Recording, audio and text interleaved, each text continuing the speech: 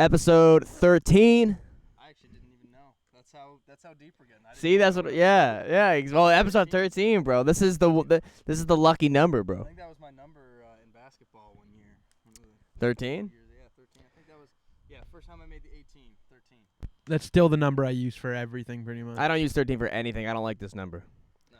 Not the biggest fan of this number. I just feel like there's certain numbers that just look weird to me. Oh. I don't like 6. Okay. I don't like 13.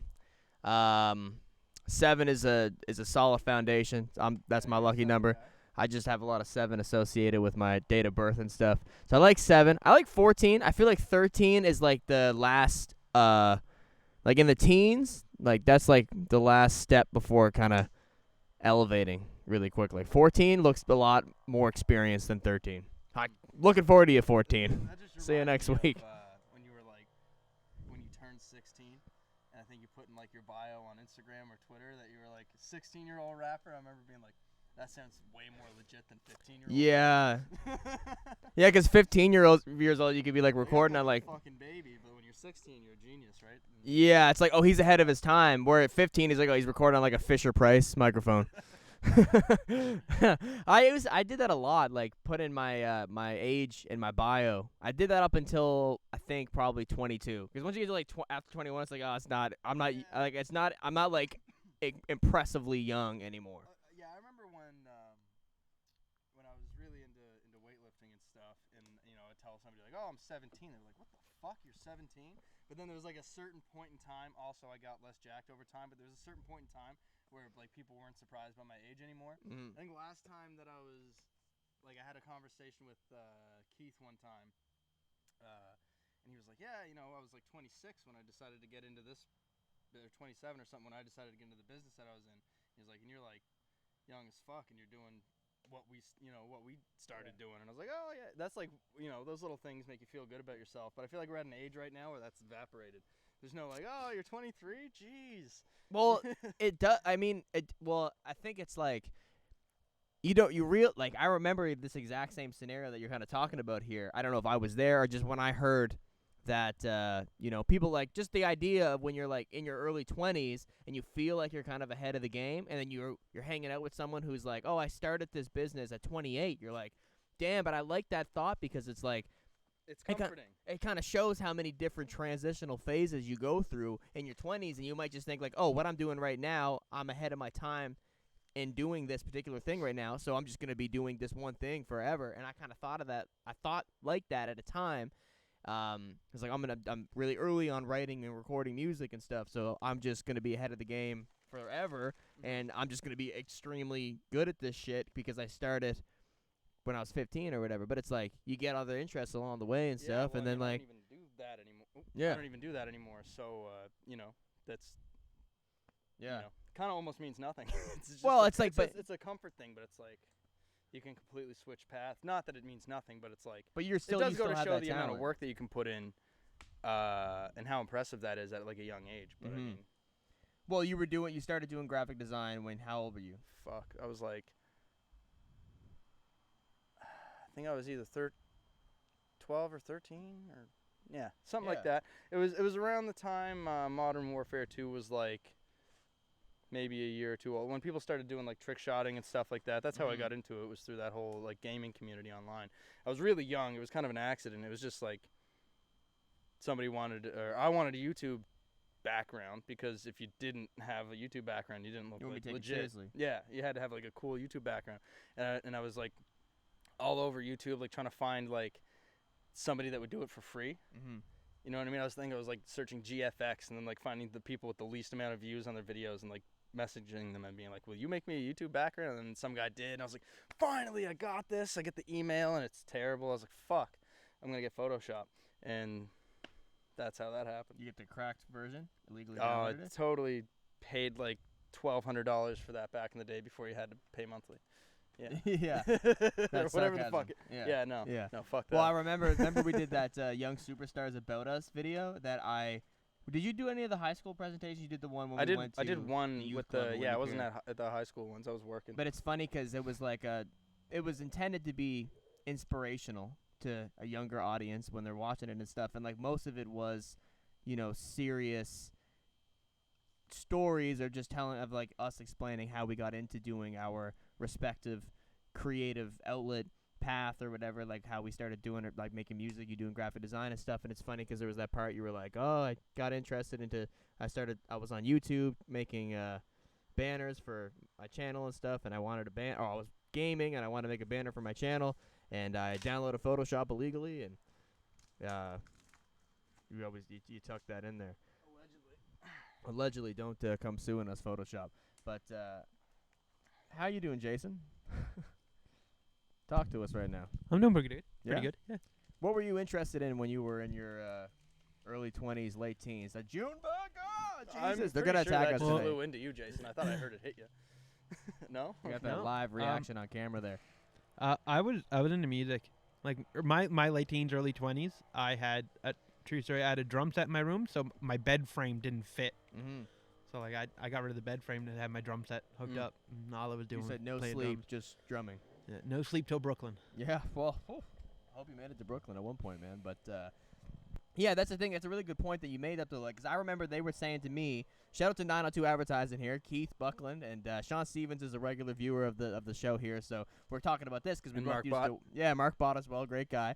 But we used to both work at this advertising company. You worked there for a longer period of time than I did. I was just in sales selling billboard space for the digital billboards, but you were handling majority of all the logos and the creative design that they would be providing to their clients. But I remember that, and they were like, yeah, we started up with the idea of the company at like 25 and 26, and at the time I was 20, already being involved in music and traveled, did a few shows and stuff, and I felt like I was making a name for myself, and I was like, man, it just really put into perspective how much time we really do have, where like And you can take before advantage of that they were probably doing, I know Sean, like he worked at Best Buy or something, I don't know what, they went to post-secondary education and all that stuff, went to university, I'm imagining, and stuff, Yeah, and I probably think worked they a few did jobs and business. had other At CBU. interests at the time. But it just really shows like you can keep switching up your game plan as you get older. Like, Oh yeah. I didn't have this podcast or the idea to want to do a podcast, 5 months ago. It was always something I wanted Yeah, to do. we but talked about we it. put And it we've into actually reality. remember we filmed something in Jaycott's basement in long ago. 2016, the Yeah. real first episode of this podcast, we filmed at our friend Jared's basement in 2016. So we were both like 19 at the time.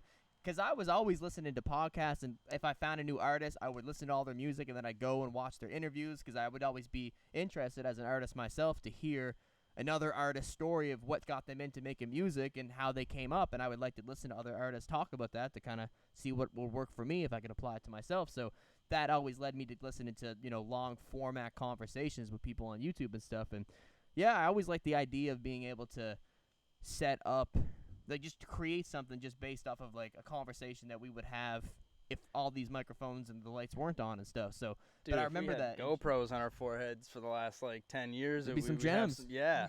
Like some crazy moments captured. that's actually crazy. I remember I just started dating Emily when we did that in Jaycott's basement. Yeah, well, it was a few months. I think it was in the fall. You Well, started dating Emily in the so a few months Yeah, like afterwards. it was July. And we were gonna call it the Latino Women Podcast. I have no idea why that was the name, but I remember it was like I remember filming it, and it was me, and we had we were just like, I don't even think that we planned on getting together to film like episode 1 No. when we did it. You just had the camera in your car, and we were just hanging out. We were like, let's film a podcast, and it was like 40 minutes of me and my buddy Jarrett. Shout out to Jaycott, and we were just sitting at a table reacting to funny videos that weren't even being shown to the camera. And we didn't really have that great of analysis. I remember doing it. I'm like, man, this is garbage right now. Like, I remember you going into No you started shade. looking at my search history, and then I was like, oh, I gotta shut this fucking camera. yeah, it was just like there was no structure at all.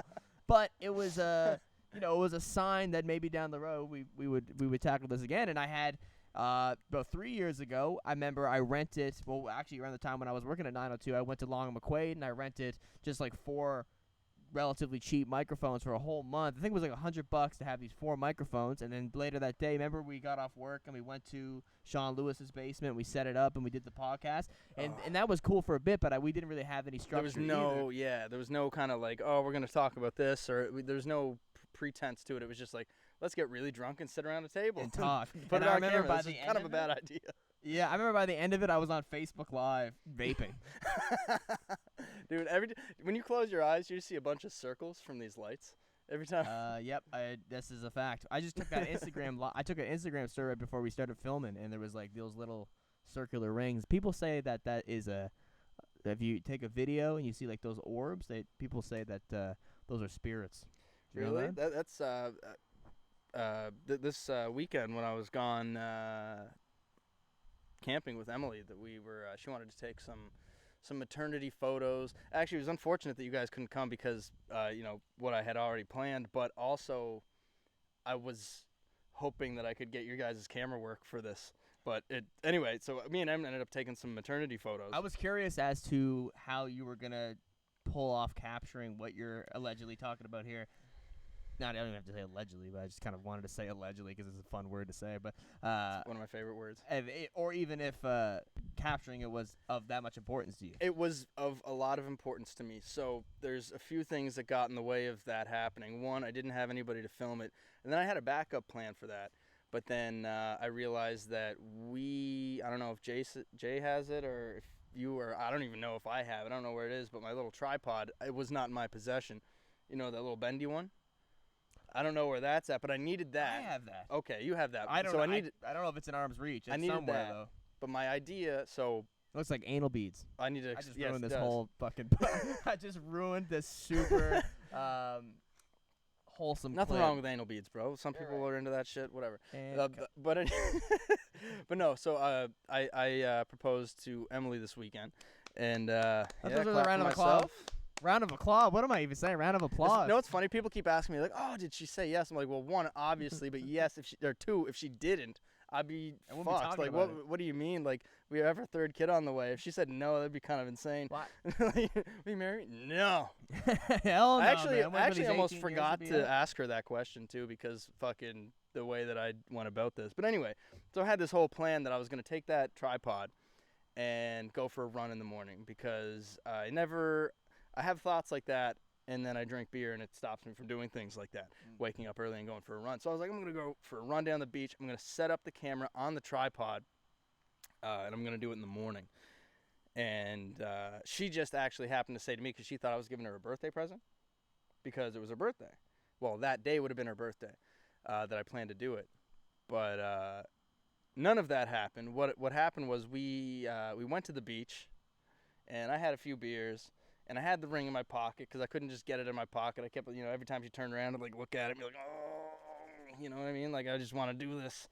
And I had to keep it a secret from her since, like last week, that I knew that I was going to do this, right? And so it was bugging me. Beach was beautiful. Everybody left for some reason, even though it was gorgeous out. There was like almost nobody there. We were starving, and it was Father's Day weekend, so she actually bought me a ton of lobster. We went up, feasted at the campsite, and I got the ring again. And I was like, Em, you want to do that maternity shoot? Get your makeup on, get your dress on. Let's go back down to the beach and do that. And the reason I got into this, the first photo that I took, remember you were saying something about orbs? There's like the first picture I took, the like ray coming from the sun goes right across her belly, and then there's an orb right above it. And it's like, she was like, whoa, that means that there's like what you just said. that. Yeah, but anyway, so we did that, and yeah, we just went down to the beach. We were sitting there, and I just like looked at her, and I was like, yeah, I didn't get your birthday present. She's like, what do you mean? Because I'd like dumped a bunch of money. I sold all my Ethereum. I dumped a bunch of money into my bank account, and I had made multiple trips to the mall to like reserve something and then go back and get it. And she knew all of this, so. You sold the Ethereum for the ring? Yes, I did. No. It's all right. Just get him, bro. You get that back. I stopped investing in my great future decision. to invest in my future. Yeah, you can invest in different ways. Well, Which is something I kind of thought about. I perpetually last week. dump.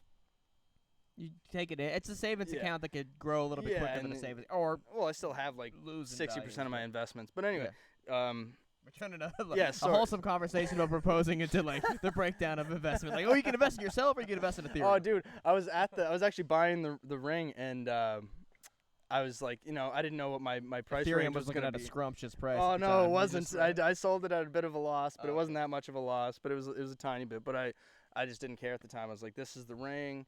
Like, Ethereum or maybe? I was looking at one that was a little bit cheaper, and then I found this. She showed me this ring, and it was like, it's great. It's like white gold, but then there's like a rose gold band on the inside of it that comes up and makes a heart right underneath the diamond, and the diamond like sits in the heart. It's fucking beautiful.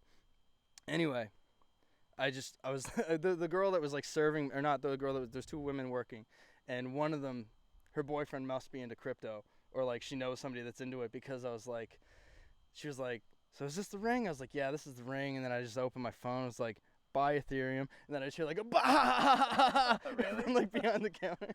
Oh, the woman that you Like, were talking to? Not the one that was selling me the ring, but the other one that was there. She just heard me say that, and she like lost it. So she's either deep in the game or knows somebody that is. But I would like to hope that she's deep in the game. me too. Well, I mean, like, if she's selling diamonds been and there. has like 2 Ethereum tucked in the bank, that's Or she works at a jewelry store, and it's a regular occurrence That that people people sell sell their their investments crypto. up. Sell Yeah. their yeah. yeah. I mean, that makes sense Shout because out it to was Jason for being the wise Thinking. voice of reason. He got some years on us. anyway. He's Yeah. been here.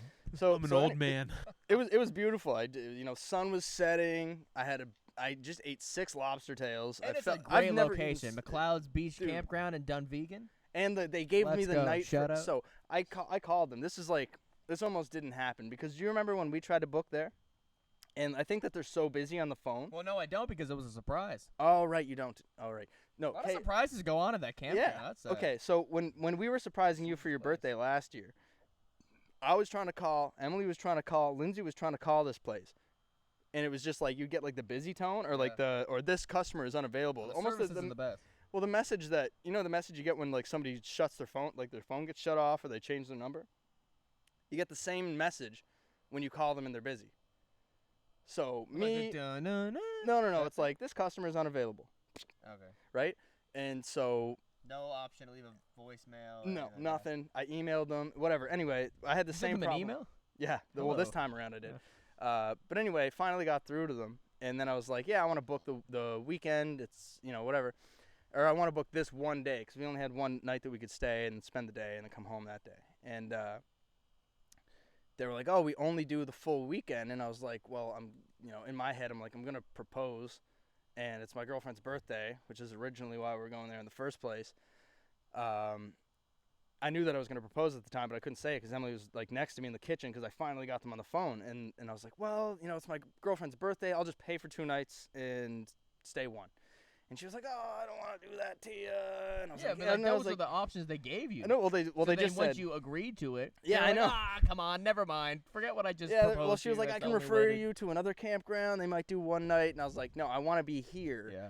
And I was like, and I'm coming up for my girlfriend's birthday. I was like, I don't care. Like, we want to go there. Right. And she was like, oh, you It's know only what? $20 a night, isn't Shout it? out- Or 40? It's like 40 something, 40. I don't know. Well, Double this what is I the just thing. thought. She made an exception. She was like, "Oh, it's your girlfriend's birthday." I told her it was Emily's birthday. They and love she was like, birthdays up "Oh, there. I'll let you. I'll just give you the one day. Just tell if they ask when you get here, just tell them that Savannah let you do it. Shout out to Savannah at McLeod's campground. God bless Savannah. Georgia. But then when I got there, I just happened to bring up to her when I was when I went into the office to check in. I was like, I couldn't tell you this on the phone, but I'm planning on proposing too. And she got all excited. She's like, oh my God, I can't believe you came here to do that. I was like, it's the perfect place. And she was like, you know what? Your sight's on me. You guys go to the beachfront, pick out a spot. And she gave us literally like the spot that's like right in front of the beach, man. Like you can just leave your campground and walk down to the beach. Right there, you can watch the sun come up. You can watch the sun go down. It's the fucking most gorgeous spot on earth. And only one thing almost ruined it is I was kind of drunk when I went down to the beach the second time. And you know how there's like a boardwalk and then there's Bro, like that sandy hill? Yeah. I fucking rolled my ankle and ate shit so hard, like right as we were going down there. Man, for I me can to picture you propose. losing the ring. No, thank God. I didn't even think about that. But I thought I like broke my ankle, Well, you bro. know And I what? was like, fuck, now I gotta walk over this hill and go all the way down the beach to complete this plan. You had a lot. There was a lot of hurdles you had to overcome. Oh, there's tons. But you know what? Like if you ever want to get a free you didn't have to pay at all. no, you she went hooked me you- up. So for the you proposal. went from having to pay 2-night stay and only staying 1 night, you got down to them making an exception to allow you to just be able to book for 1 night and only pay the 1 night, not the 2, when you told her that you were coming for her birthday. It's like, oh, birthday's fine. We can make an exception. Then you went the next step up and said, I'm not only coming for the birthday, I'm coming for the proposal. And they said, fuck it, don't pay anything. Yeah. And the best site in the whole campground, pretty much. By that beach is a beautiful spot right by the cliff.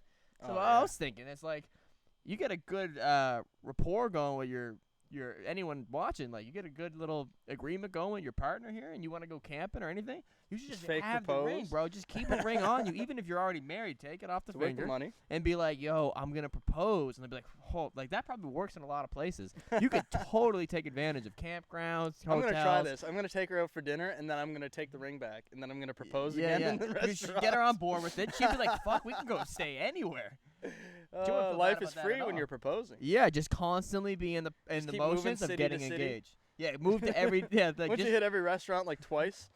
every hotel, every resort, just be getting engaged all All right, the we're time. going to Mexico, baby. And then you pick your favorite spot, go back and get married. Yeah. Okay, anyway, so you're at the beach rolling your ankle. Yeah, oh, I think I told you. No, so she thought I was getting her a birthday present. And I was just like, yeah, I didn't get your birthday present. And she was like, what? You did all this stuff earlier this week. And I was like, but I got you this. And she like just started crying. Then I started crying. And, like 10 minutes went by, and I was like, I never asked you to marry me. So I just got you this dope Here's ring. a ring. Yeah. Yeah. But she knew we yeah. It was like, it yo, I was got you obvious this what was going on, but it was just like, oh yeah, I didn't even ask the. I got you this the big crazy question. pinky ring. Yeah. She's like, oh, it looks so ill.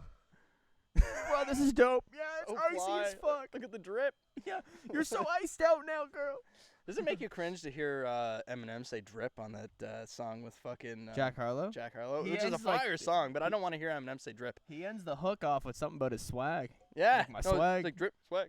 Yeah, Like, Eminem can say I mean, he's whatever he making fun wants. of shit, but I mean, You got too many syllables in every when I one hear of him his say lines. "drip," I think of gravy. I don't even think of like fashion. Yeah, drip is a weird one because it makes me think of boogers Oh, or pee or a jacket. So she's 10 minutes later. You guys cry. yeah, no, we cry, and I just asked her. I was like, yeah. Well, I told her I was like, I forgot to ask you that question. She was like, well, ask it. And I was like, will you marry me? And she said yes. If she didn't, that would be insane. She was like, I'm crying because fuck no, bro. But yeah, no, she's Well, it was great. Also, congratulations, bro. thank you. Let's do Oh, wait a minute. What the fuck? Celebratory Bud Squad handshake. Another exciting thing that happened to me this week. My doctor called me after I got some blood work a Have a couple weeks hernia. ago. No, and he's like, your cholesterol is insane. And I was like, whoa. That has What am mental I, health 40? issues. Like, but this is the thing, though, is there's another thing where beer gets in the way. Not just when you roll your ankle on the way to proposing, but I had like a fingernail thing going on where it wasn't growing in right. I was like, I had one of those last year. Did you ever see when I had the ingrown nail on my thumb? Well, I It's a thought big it was like a fungal green infection bubble. or something. I was like, what the fuck? Oh, I do remember that. Oh, But I it's was like, disgusting. what is this? I went in to see him. He's like, yeah, we'll do like scraping or whatever, send it to the lab. And I went in. He's like, there's no fungal infection here. You might be deficient in something. Did you eat today? I said, no. It was like You 11. didn't eat today either. No, I actually didn't eat today. I ate like a piece of pepperoni and it made me want to puke. I didn't eat after that. But anyway, he was like, did you eat today? I said, no. He sent me to blood work, and then the lady was like, she seemed really mad at me. She was like, did you fast? I was like, I could have said, did No. you fuck? did you fuck? Did you eat? Did you fuck? Does jerking off count? But anyway, no. Then no. She asked me if I fasted, and I said no. And she was like, well, did you eat 12 hours ago? You have to, tell me for this blood work. And I was like, well, no, I did. I was like maybe ate like 11 and a half hours ago. I thought I made chicken wings at like 11:30 the night before. And then You weren't I got- logging this, bro? Yeah, no, I wasn't paying attention, right? I thought I ate, I made a dozen chicken wings for myself and a dozen chicken wings for Emily, and she didn't Respect like that. them, so I ate both dozens of chicken wings and drank a bunch of beer that night. Anyway, You drink a lot Emily of beer, reminded me after I got, I do drink a lot of beer, but Emily reminded me after I came back from my blood work, because I was like, yeah, she asked me if I fasted, and I pretty much did. It was like 11 and a half hours. She's like, no, there's probably like 7 hours. You're eating chicken wings drunk as shit at 2:30 in the morning. You And I always was like, forget about that, bro. I I know. find that sometimes, like, if I'm drinking And like if I don't eat much throughout the day, I wake up really hungry after a night of drinking. I'd be like, man, I deserve to eat a crazy breakfast. Or like it makes sense why I'm so hungry right now and I'm eating. I'm like, man, that's crazy. I went a long time without eating, and then it kind of comes back to you later in the day. Like, oh no, I got McDonald's at 3 a.m. and fucking puked all over myself and passed out of my own shit. Well, yeah, but that's the thing. I'm like, do I really have high cholesterol, or is that like the fucking 24 chicken wings at 2:30 in the morning talking, you know? Okay, so when you told the doctor that you didn't eat anything in the past 12 hours, and they were like, well, holy he shit. just asked me if I ate today. Right. Because he's probably a, responsible person who goes to bed at like 9:30 and fucking naturally Doesn't fall fasts asleep every day. in a mild sauce. Yeah, but I was fucking into the chicken wings, and I completely I didn't forget, but I thought it was earlier. Like I knew that I ate them, but I was like, I'm definitely like 11 and a half hours deep into fasting. That should be fine. 11, make a wish. But then he called me up and he's like, Mitchell, your blood work is amazing. Everything looks great. Your testosterone's great. Everything's good, but your cholesterol is crazy. What are you doing? And I was like, oh no, this is the part of my life where I got to be like an old piece of shit. But it was great when I realized that I ate all those chicken wings. Now I got to go get blood work again, which I don't You like. should just say, oh, I ate chicken wings. This is why But my I'm going to shit's try off. and act like my cholesterol is actually that high. Just for fun. Yeah, You know what? But what if the doctor's a huge fan of the show? I hope. I never told him about it. Sometimes I I'll look have at to tell him. Jason and I can't tell what his expression is. It I looks like can't he's see his smiling, but face. he's just a goddamn orb right now. He's a circle of light. He's like Jesus Christ, literally. What do you got to say, buddy? Oh no, I was just thinking. He was just like, I'm gonna act like I have high cholesterol. I was like, what are you gonna do? Go in and have a heart attack? No. I mean, in Or terms just of announce my, it everywhere in you terms of go. my diet. I have high I'm cholesterol. gonna have a really red face. I'm gonna act like one of those douchey guys that go around bragging with their high cholesterol. Pussy. Bro, my cholesterol's like 5.4. What's going on, bro? Not haven't seen you in a bit, man. My cholesterol out of this world. Is that I how you lift brag when weights you're, like, and 45? cholesterol. Yeah. What's your cholesterol level, bro? High or low? Drop No, that I mean, cholesterol to the floor. I want to. I've been trying to. It's hard with the kids and stuff, but I've been trying to exercise more regularly. But I want to eat better. Because working in a restaurant, you just tend to eat a bunch of deep fried shit and like. You just gotta say no, bro. Say Well, no that is the thing, dude. I to the. I was actually Whoa. listening to Joe Rogan while at work today, and he had this guy on who's basically his whole kind of research, the area that he researches is like Every Joe Rogan reversing guest. age, like not reversing age, but doing everything to. Where does Joe Rogan Not find age- some of these people? You think he's I just like feel like walking down the he- sidewalk and he's just no, like hanging he's- out with homeless guys? He's like, what are you he into? said that he's basically presented a list of people and he picks what he wants. That must be nice. Yeah. Oh, I'm Joe Rogan. I got a list. Idiot. Where's But, our list? Who has our list? Who out there has the list of people Bro, do you remember for us to the pick list? Oh, yeah. No, We used that's to have a list in high school before we were gonna kill. I think that's illegal. Yeah, no, it wasn't No. real. It wasn't. We I were, was we on were- it. he was on the list. Only when I was drunk. Murder suicide ordeal or No, it wasn't. Like he agreed to it. Like drunk Mitch was high up on the list. Like we were looking at the list, like fucking, our French teacher. Oh shit. And drunk Mitch and this person. Like it wasn't serious. It was just funny to think If about you had that white being on a people off list. the earth. Like who would if it was confiscated, we'd be going to Southside. We'd be expelled. be? So Well, we got Oh, a briefing in quality Southside last education week. over there. Quality street music. when I was in high school, like one of my best Quality. friend when one of my best friends went to Southside, and he the whole time he was there, he just used to call it Slow Side. Mm-hmm.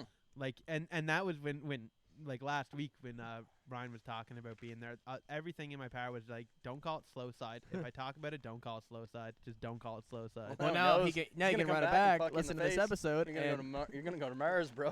Yeah. You're gonna gonna beat go to- Elon Musk. Yeah. Ryan's got to give you one jab. well, Smells like money. It's Not- that Elon Musk. Not even trying to make fun of anyone, just like that's what we used to call it. So it's foreign to call it Southside. Southside on the track. Yeah. No, I mean, listen, I don't know. I don't know much about it. I feel like it's in the woods. No, it's not. Nah, it's like right in Ashby. Isn't it like right behind Sydney Academy almost? it's- I feel like Yeah. it's in a trailer park. I was there once, only once, and that was To just, attend like, a day pick of up school? No, just to pick up my friend who. Well, it was there. sounded awesome from how Ryan described it last week. He said he, got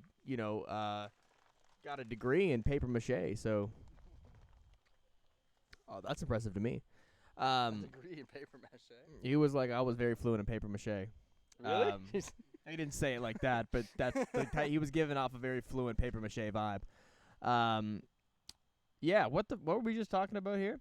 I had like 2 good nights of having some beers the last 2 nights. Shout out to Jonathan Delaney. Remember Jonathan Delaney? He used to come to all the Yes. shows. He was out. It was just we just a random impulsive time. We were catching up and had some beer in the garage. I don't feel like I Good should drink time. around that guy. The only time I ever blacked out, like legit blacked out, Oh, he was drunk at your when house, he came to yeah. my house. We used to drink the moonshine. Oh, this is fucked up, man. Yeah, me and Mitch had like a big stint when we used to drink moonshine. You ever drink moonshine, Jay? Oh yeah, yeah. Do you got a good moonshine story? I don't remember my moonshine stories. Well, Except not for- most people do. Except for the first time I ever drank moonshine, I was at my friend's grad party, and I think I was 17 maybe, and I was drinking this punch, and I thought it was punch, and then on my 3rd glass, like my friend's dad was like, "You should probably slow down on that." And I'm like, "Well, what do you mean?" It He's can like, be "That's smooth. moonshine," It can be and so I'm like, smooth. "That's one now." I thought I was drinking fruit punch. I was like, "I'm not gonna drink tonight." And I ended up drinking 3 glasses of moonshine. Oh, dude, it's like imagine something with less flavor than vodka that's twice as potent at the very least.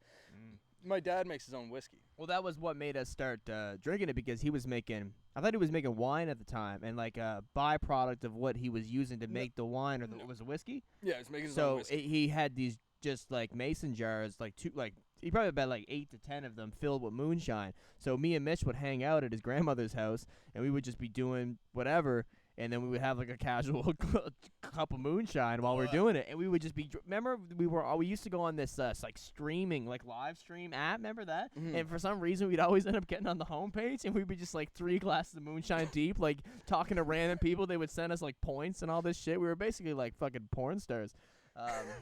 No, but we were. I don't know why there was just like random people. I remember, but there was actually people that would join the live, and I talked to them, and it was cool because I got to show them my music and stuff. But we were all off the moonshine when we were doing it. This is like spring Homemade wine. 2017. But what you were referring to here was the night that shout out to Jonathan Delaney. Yeah, he came out. We had a few people out. We were having a bonfire in your grandmother's yard. This is like 4 years ago. It would have had to have been around this time because it was heavy garbage disposal. Yeah, it I was remember that. around this time. Yeah, exactly. It's like 4 years ago, and we were all drinking the moonshine, just another night, being 19. And I remember, yeah, you passed out in the yard, and then you went into the house, and then you went to the bathroom. I think you passed out on the bathroom floor, and your dad opened the door, and you were on the floor or something. That Yeah, was your story. I remember just like sitting down, and like the idea of not fighting gravity felt so comfortable to me, which is like not really. I don't know if I'm like drinking other than doing something like this. Like I usually get more on the go, but I remember just sitting down and being like, this is so fucking nice. I'm gonna lay down now. And I just laid down, and then I remember still being laying down, but waking up in my bathroom, and my dad's like over me, and I'm in my boxers, and I'm just like, what the fuck is going on? And he's like, what are you doing? I was like, I didn't even like have an excuse. I was like, yeah, me and Mitch are drinking the moonshine.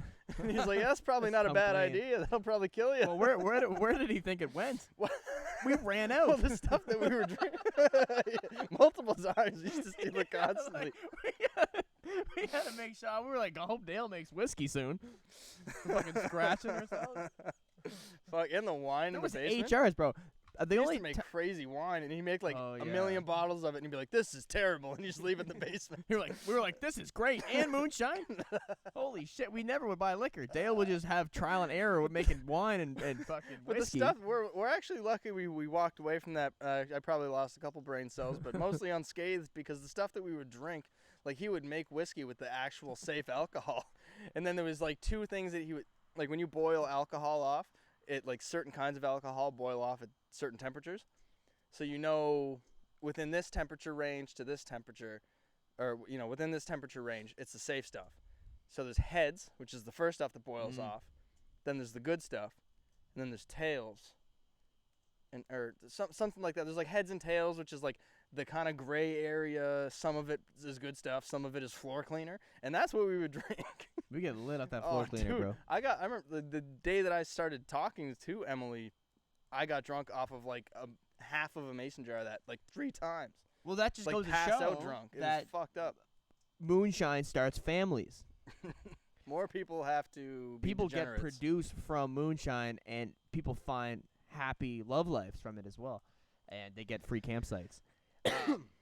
Yeah, it was. Yeah, I remember that you passed out in the yard, and you think that was the last time that you saw that man, What man? Jonathan Delaney? I don't know. Oh, I'm Jonathan. running Oh, it back sorry. to Yeah, him. I forgot. I think so. I mean, I may have seen him after that, but I just remember that was like he just.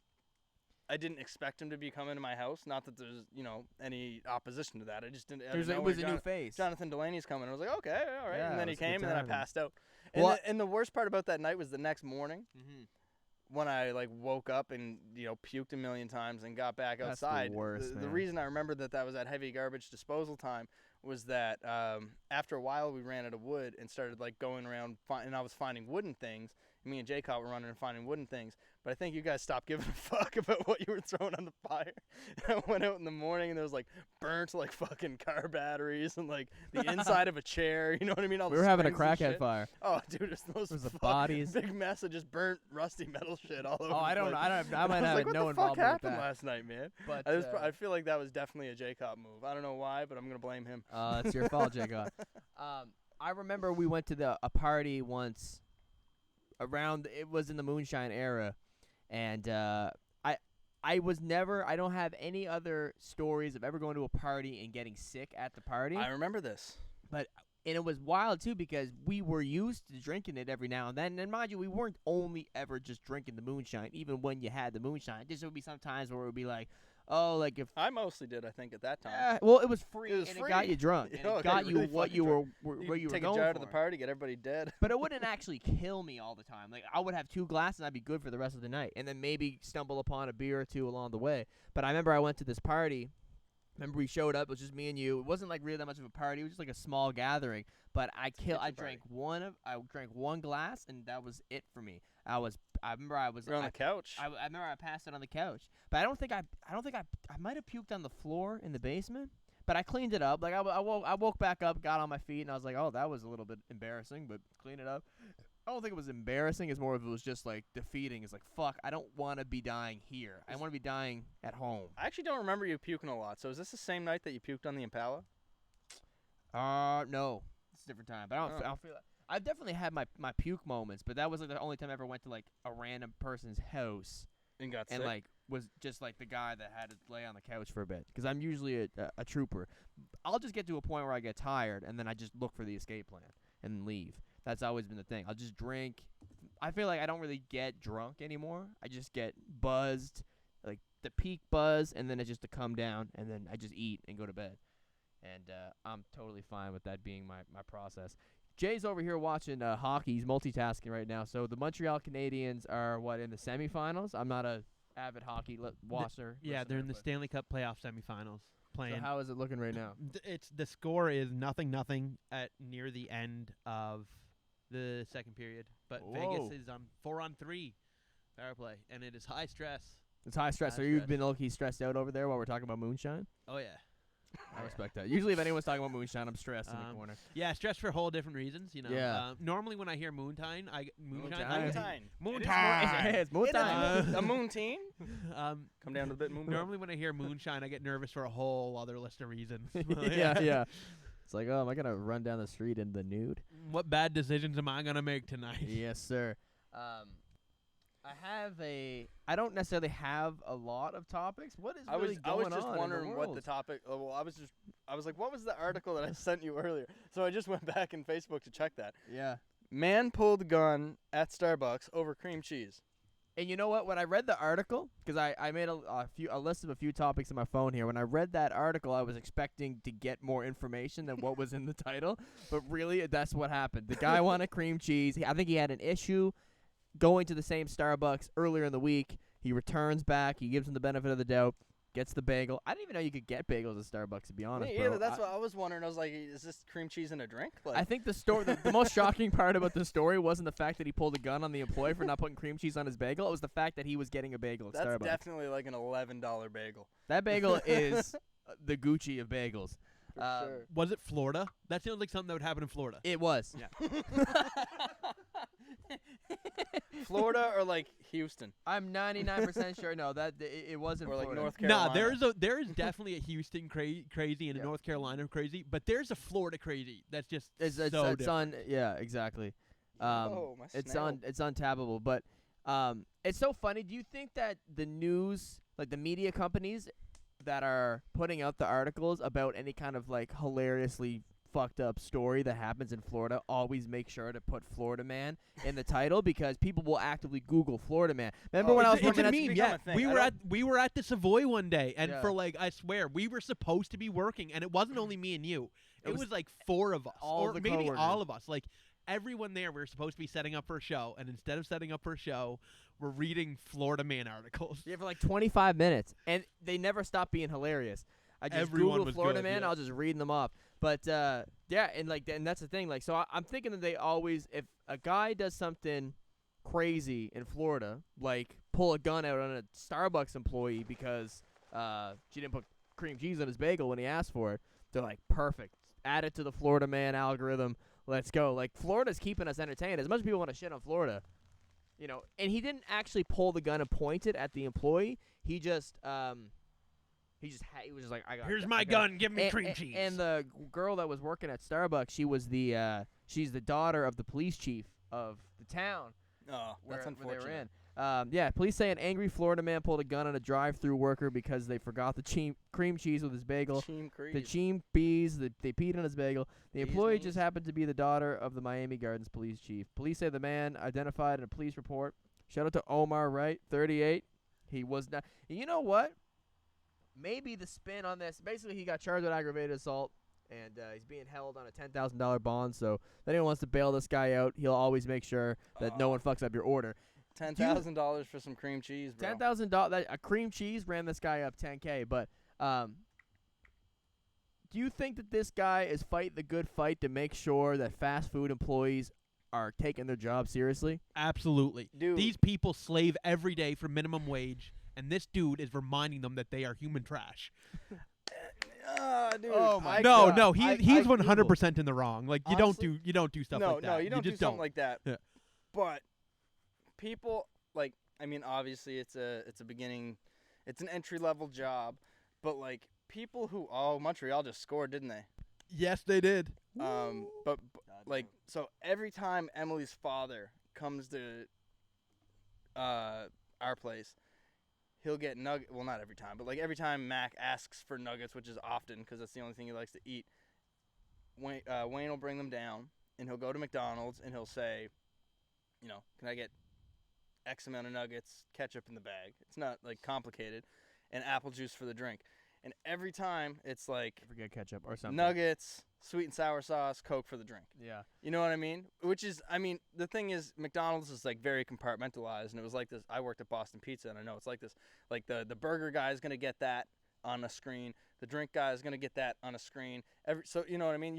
But the thing is that it's so common. You'll get a mistake at this guy's station, and Yeah. this guy's station, and this guy's station. I just worked a 12-hour or a 10-hour shift in a restaurant, and I didn't fuck up a single thing the whole time. This wasn't a Doing mistake, though. What? This was them not having something. This wasn't a mistake. He didn't pull the gun because they made a mistake. He pulled the gun because they didn't have something. Okay, well that's So silly. yeah, right, exactly. So it's not because they gave him the wrong order. It's because they didn't Did have you something. read this article? No, you just said That's just that. the way that I word it. Pull over cream cheese. You said he showed up. Did they forget the cream cheese, or yeah? It says because they forgot the cream cheese with his bagel. Okay. I understand what you're saying. though. Okay. Regardless, no, Yeah. you're not pulling But- a gun but- out on the but- pull. You're gonna get the fucking backlash. Yeah, but if you do this, anyway, if you go to a restaurant so they messed up your order and you pull a gun on them, there's no excuse for that. no. Oh, absolutely not. Like there's not, like, I understand being upset and going back and being, this isn't what I ordered, and I understand being even angry about it. If it was twice in a row it happened, I understand being like, listen, I went last time, this exact same thing happened, but I would never, like you don't escalate situations. It's not like this person purposely was like, I'm gonna not give him cream cheese because that's just how I have fun. Yeah, be a Karen yeah, before that's you do pretty that. fucked. Yeah, Like call the head office and put on a scene and maybe even report I want to talk to the manager Yeah. if you really want to take time out of your day. Yeah. Because I remember when I worked for Bob's Furniture over the phone, man, like people will get angry enough and they just want to, like people will just sometimes want to just talk to someone and just voice their concern. Or maybe sometimes they're like, I want to get something for free or whatever it is. And sometimes like you're taking time out of your day and spending your hard-earned money at a business because you enjoy what that business can provide you. You like the food, whatever. You're taking your time and your money and you're spending it here, and you're not getting what you're spending your money on and what you asked for. You have the right to complain, especially if it happens a couple times. Oh, Police are gonna whooped on. Oh, we're gonna get whooped on for supporting this guy for pulling the gun out of the Starbucks employee. It's the son of the police. But it's like the when we talked about something a couple weeks ago where the guy set his neighbor's house on fire because they would mow his lawn, which is crazy to say. I love that we have a podcast where we refer like this is just like the guy who set his neighbor's house on fire. But it's like there is stuff that's been going on in that guy's life. And this was just the pinnacle of the stupid. You just get so mad. You're mad about something. Something's really pissing you off, and that it's a bigger, more important issue. But then a little, like you stub your toe, or like really your mad fucking at. phone dies, and then it just sends you over the edge, and you're just, it's like, of course, this slightly inconvenient thing. Like, can I just get a bit of cream cheese on my bagel when I ask for it? I can't even get that. I'm gonna shoot you in the fucking face. My wife left me, and my fucking cousin got hit by a car, and I lost my job. Now I'm fucking my cousin. I'm a meat coat, and then you're like, I can't even get cream cheese on my bagel. Fuck this! I got the strap. Like I'm with you there. Like there's no way it was like just was having there's no way he was having a great. Imagine if that was like, that. Yeah, like he definitely wasn't having a fantastic day, and then pulled up like no cream cheese. Or you know what though? But also people that like are the type of people that will slide off the cracker like that are definitely the same type of people that should not be allowed. Slide off the cracker? Yeah, your cheese slides right off the cracker. Right. Yeah, that's why you get cheese whiz. Slide off the cracker. Right. Like that person should also not be allowed to own a gun. Oh, okay. Too. Wait, what? Like No. that type of person that is the type of person that will fly off the handle, that pulls a gun on someone that's working at a drive-through window, should not be the type of person to own a gun either. But that's a whole different conversation. We should all get chipped so the government can read our emotions. Yeah. And then our phones have facial recognition. They already do. Shout out to Trudeau for always keeping up with me. You know what though? You can say that I got very close, like legitimately to killing a Starbucks employee. No, but it technically would have been assault, and it was at Wendy's. And I was seriously considering doing this a couple weeks ago. But I was fucking starving. It was a day like today where I didn't have any fucking time to eat.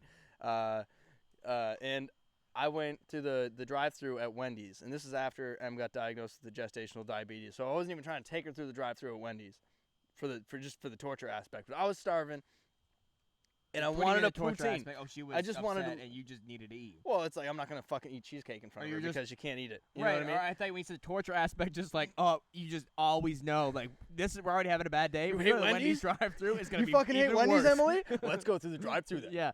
Or No. just like it's always brutal there. No. And it's a huge line. That's what I thought you meant. Like we're having a bad day. Fuck it, I'm hungry, but we gotta go through the worst situation. You hear a Wendy's drive-thru? Yeah, we gotta go there. You know how bad it is, right? But no, I go through the Wendy's drive-thru and I ordered a poutine. She got a salad, I got a poutine. That sounds like a rap line. She got a salad, I got the poutine. All right. You said a sentence and then we rapped it. Anyway, so she gets her salad, just as ordered. I got a fucking baked potato, bro. And I got to the next parking lot over and opened the bag, and I was like, what the fuck? You got in your mind, I got a legit, like a baked potato in a plastic box. Get the strap. And I was like, I'm going to fucking throw this at these people because I only made it a parking lot over. I pulled into the parking lot. I drove all the way over as close to that curb separating those two parking lots. And I was like, I'm pretty close to this window. Only thing is I don't got a good arm, so 90% chance is just going off the side of the building. And I'm not hitting any employees. You were just going bombing. So I was like, yeah, I was going bombing with baked potatoes I didn't ask for. So you had that in grade 8. Pro tip, you want a baked potato faster than a baked potato that seems like mashed potatoes on the inside? Welcome to the cooking segment. Don't bake it. Chuck it in the microwave for like 5 minutes. It's way better. Facts. Get baked. You, All right, you can bake. What? Oh, Yeah. sorry. No, you bake a potato for like 20 minutes. Sometimes it's not even cooked. You chuck it in the microwave. A single potato, you can do like 3 minutes, dude. That thing's like cream on the inside. It's beautiful. I love the cream on the inside. Mm-hmm. If I wanted a baked potato, I could have just went to my microwave, Wendy's. Thank you.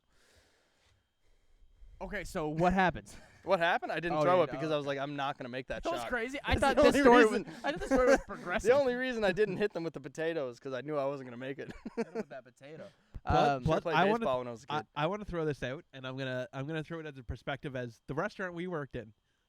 You would be the person that gave them the baked potato, and I would be the person getting hit by the potato. Yes, exactly true. But I The was so person that fucking gave the mad, baked though, bro. potato. Well, you had to approve the distribution of the baked potato. That's facts. You would have to look at it and be like, "This is fine. Here know you what? go." That is an unspoken something that isn't respected enough when it comes to like waiters or waitresses and their waitressing of taking food to you. Is like we had people that worked at our restaurant that like if you put something on a plate and it looked like shit, they'd be like, "No, fix that. Make it look the way that I want." And when I worked at BP, it was the same thing. It was like, you forget a sauce, and they're like, no, put that there, because they want their tip. And, but not only that they want their tip, but it reassures quality of the product. But some people don't give a fuck. You know what I mean? Like, if you're handing that to me out the window, you should also make sure that was correct. Like, it's everybody's job in there to do that. Because it is compartmentalized. You may be the guy making the burger, or you may be the guy making the incorrect baked potato. But when you're at that window, your job is to look at this order. What's inside this bag? Is this what they asked for? No, this guy doesn't want a baked potato because he wants a fucking poutine. Let me put a poutine in that bag before I give it to him so he doesn't throw it at me through this window. Joking. He can't throw. Do you want me to tell you the real reason I won't bring out food that looks awful? Tips? No, it actually doesn't have to do with tips. It has to do with people in the No, that kitchen. was a car. People in the kitchen aren't the ones that get complained to. I don't want to listen to someone complain to me for 15 minutes because someone in the kitchen made something bad. Absolutely. Oh, definitely. Like, Because so you gotta be kind. So that's why I It won't. depends on who's carrying the food. Sometimes you got your complainers, but it's usually the same people that assure the quality of the thing being sent out that complain to you. Well, bad food in general, like if something's made good, people are most times are like whatever. But if you go to a restaurant and something's bad, like I'd say probably People never comment on good quality. Yeah, but 9 out of 10 people, if they have something bad, they'll let you know. Oh yeah. And they'll let you know while they're eating it, while you bring it back, once you bring it the replacement meal, while they come up to pay, and it just they literally shove it in your face. Well, and honestly, sometimes like it's worth making the person make another dish. Yeah, to well, not the thing deal with is that. too, like you go to a restaurant, you're going there because you're expecting quality food. So when you get what you're expecting, you're not going to be surprised and therefore feel less obligated to say something. You get something that's disappointing, you might just fucking say something. Yeah, and we have a standard too. Like we're not just a regular restaurant. Like our restaurant, I think we do have a standard. Like our food is always good. Oh, it's not like Like, fast food. Yeah, like our food is always consistently made well. Like everyone that works in the kitchen, Mitch included, is great at what they do, and they do a good job, and it's always pretty consistent. So we don't generally even have to say no to things a whole lot. I love the anyway. mid-moon and sweet side of the moon. Yeah. I They're love both the fantastic. I got molested today, but this is Oh, like really? Talk about that. Well, You I all was a right? Are you kid, traumatized? and, I went to church. No, I got molested today, guys. but Maybe the first no, thing you bring up. it was funny actually. I went into the Kenzie covered for me. Like me and Kenzie would work Friday, Saturday together, or Thursday, Friday, Saturday. I can't remember what it was before COVID. But anyway, he took shifts solo so I could propose. Where normally it'd be the two of us together, and he got fucking bombed last night, and he did not have a good time. Yeah. Oh yeah. But no, he got fucking slammed, which I really appreciate him doing that for me. But Appreciate him getting slammed. when I went in today, there was like nothing. Yeah. Like there's no, I need to make pizza dough, I need to make burgers, I need to make chicken wings, but there's no chicken wings. I need to make everything, right? And so most of the day there wasn't a whole lot of traffic in the restaurant. It was good. I could prep everything, and then I did most of it, like 90% of it, and I was like, oh, this is, nothing bad's gonna happen today. It's gonna be chill. It's Father's Day, which I kept forgetting because of the exciting couple of days that I just did have. But out of nowhere, man, I got fucking smoked. But you want to know what I didn't do? I didn't fuck up one time. Good, man. I didn't fuck up one time, and I didn't rush either. That's the. I feel like this. What's up? Oh, later. Oh, I sorry. feel like this Just tell me. week. I was thinking about that before because I feel like I don't usually have consecutive days where I like drank a bit. I didn't like. I just drank like 2 6-packs the last. So 2 I just days. drank a little bit consecutively. Yeah. So like, but I feel like I don't know if it made me like kind of foggy throughout the day. Like I had like a Father's Day thing at my grandmother's house, which I didn't know who was gonna be there, but it was like, oh, this is like a family gathering. It's just kind of refreshing because I haven't really attended Show up one and in a then the bit. fathers because, show up. Well, yeah. Well, it's just like it is. I was expecting it was like a fathers only thing, where like my grandmother's sister was. I was like, oh, this is just a gathering because we haven't got a chance to do this for a bit. But yeah, shout out to the GAs, the GAYs. But what am I saying here? Oh, well, I was just kind of thinking because I was tired as fuck. Like an hour before I picked up Jason, we all started setting shit up. Shout out to the energy drink. You're beerless? I'm beerless right now, yeah, bro. Yeah, it's probably a good decision at that point. But yeah, so yeah, but I was kind of tired, and I was like kind of thinking, I was like, man, I feel like I had a long week, but I don't really remember what happened during the week. But there was definitely some shit happened. I mean, I put up my new EP, journal entries. So if you're watching this, go give it a stream. Go watch the new music video and stuff. But I was just trying to think. Like, I feel like, especially, I've always had this thing when I put out new music, where like the day of, because I was gonna go camping with you guys. I didn't realize that was the day I had the new project coming out, and I just always have this internal obligation that I feel like if I'm not paying attention to my phone and doing the absolute highest amount that I can do when it comes to like promoting something, I feel like I'm selling myself short. So, but I find looking at my phone for a really long period of time, even if I'm being like productive with it, like I wake up in the morning and I'm like, oh, I have new music out today. I need to like, I'm so particular when it comes to like writing the fucking perfect caption that if someone reads it will make them want to go listen to the music, and it like still communicates what the music sounds like, but doesn't go fucking, it's not like 3 paragraphs. And I feel like that's like super taxing on my brain sometimes. Definitely, even when, that like, just made me anxious listening yeah, to. like even like, but I get it done really quick. It's the thought of like, I always felt like this, like with doing essays in English class at high school and stuff like that. Like once I get in the zone, I bust it out. But thinking about like what I'm about to do and what I'm about to think of is like, oh fuck, and then I just do it, and then it's like, but then I'm on my phone, and it's like, oh, if it charts a little bit high in the iTunes charts, I'm gonna screenshot it. What can I say to kind of keep the momentum rolling? Here you go, boom, boom, and it's like, but that's why I didn't go camping, because I was like, I need to. Well, I feel like it was probably better for you guys to be just you two anyway because of the whole situation. But yeah, and I feel like once you're just kind of like in this cycle of just like, because the Ryan Rosicki episode came out this week, and I wanted to make sure like the clips were good and the descriptions were right and everything, and push that, and then I was with Chris Ross, he was editing the music video, and then I put that out and all this shit. And I feel like once Is that a hitter or a joint? once it came out, I just was like, all right, I deserve a beer now. And then I was just kind of like, I just was drinking beer for like a day, but not like an unhealthy way, not like at like 9 a.m., but like when 4 p.m. hit the last 2 days, it was just like, it was a beer onslaught. And sometimes they can give you the foggy brain. Oh, yeah, no, I wouldn't have started drinking so early when I was when I went camping, man, but the fucking mosquitoes were getting to me. I was sweating, it was hot as fuck, and I was trying to put up the tent and just getting raped by mosquitoes, and I was like, beer, I don't give a fuck, I already had it. The beer selection out there is terrible, dude, but it was so cool. I went At the NSLC? at the the whatever co-op? that little store is where they always ask you, do you got a number here? Like, oh, you only see me 7 times in the last 2 days. Yeah. No, but no, I went in there. They had like literally 1 can of watermelon blonde, some company I've never heard of in my life. Oh, are you talking about liquor store in Inverness? Like the co-op. Whatever inside it is, I think it's a co-op. It's like right down the road from It's that. on the main street. Yeah, You that turn was and where take we a would left to go in yeah. buy beer last time we were there.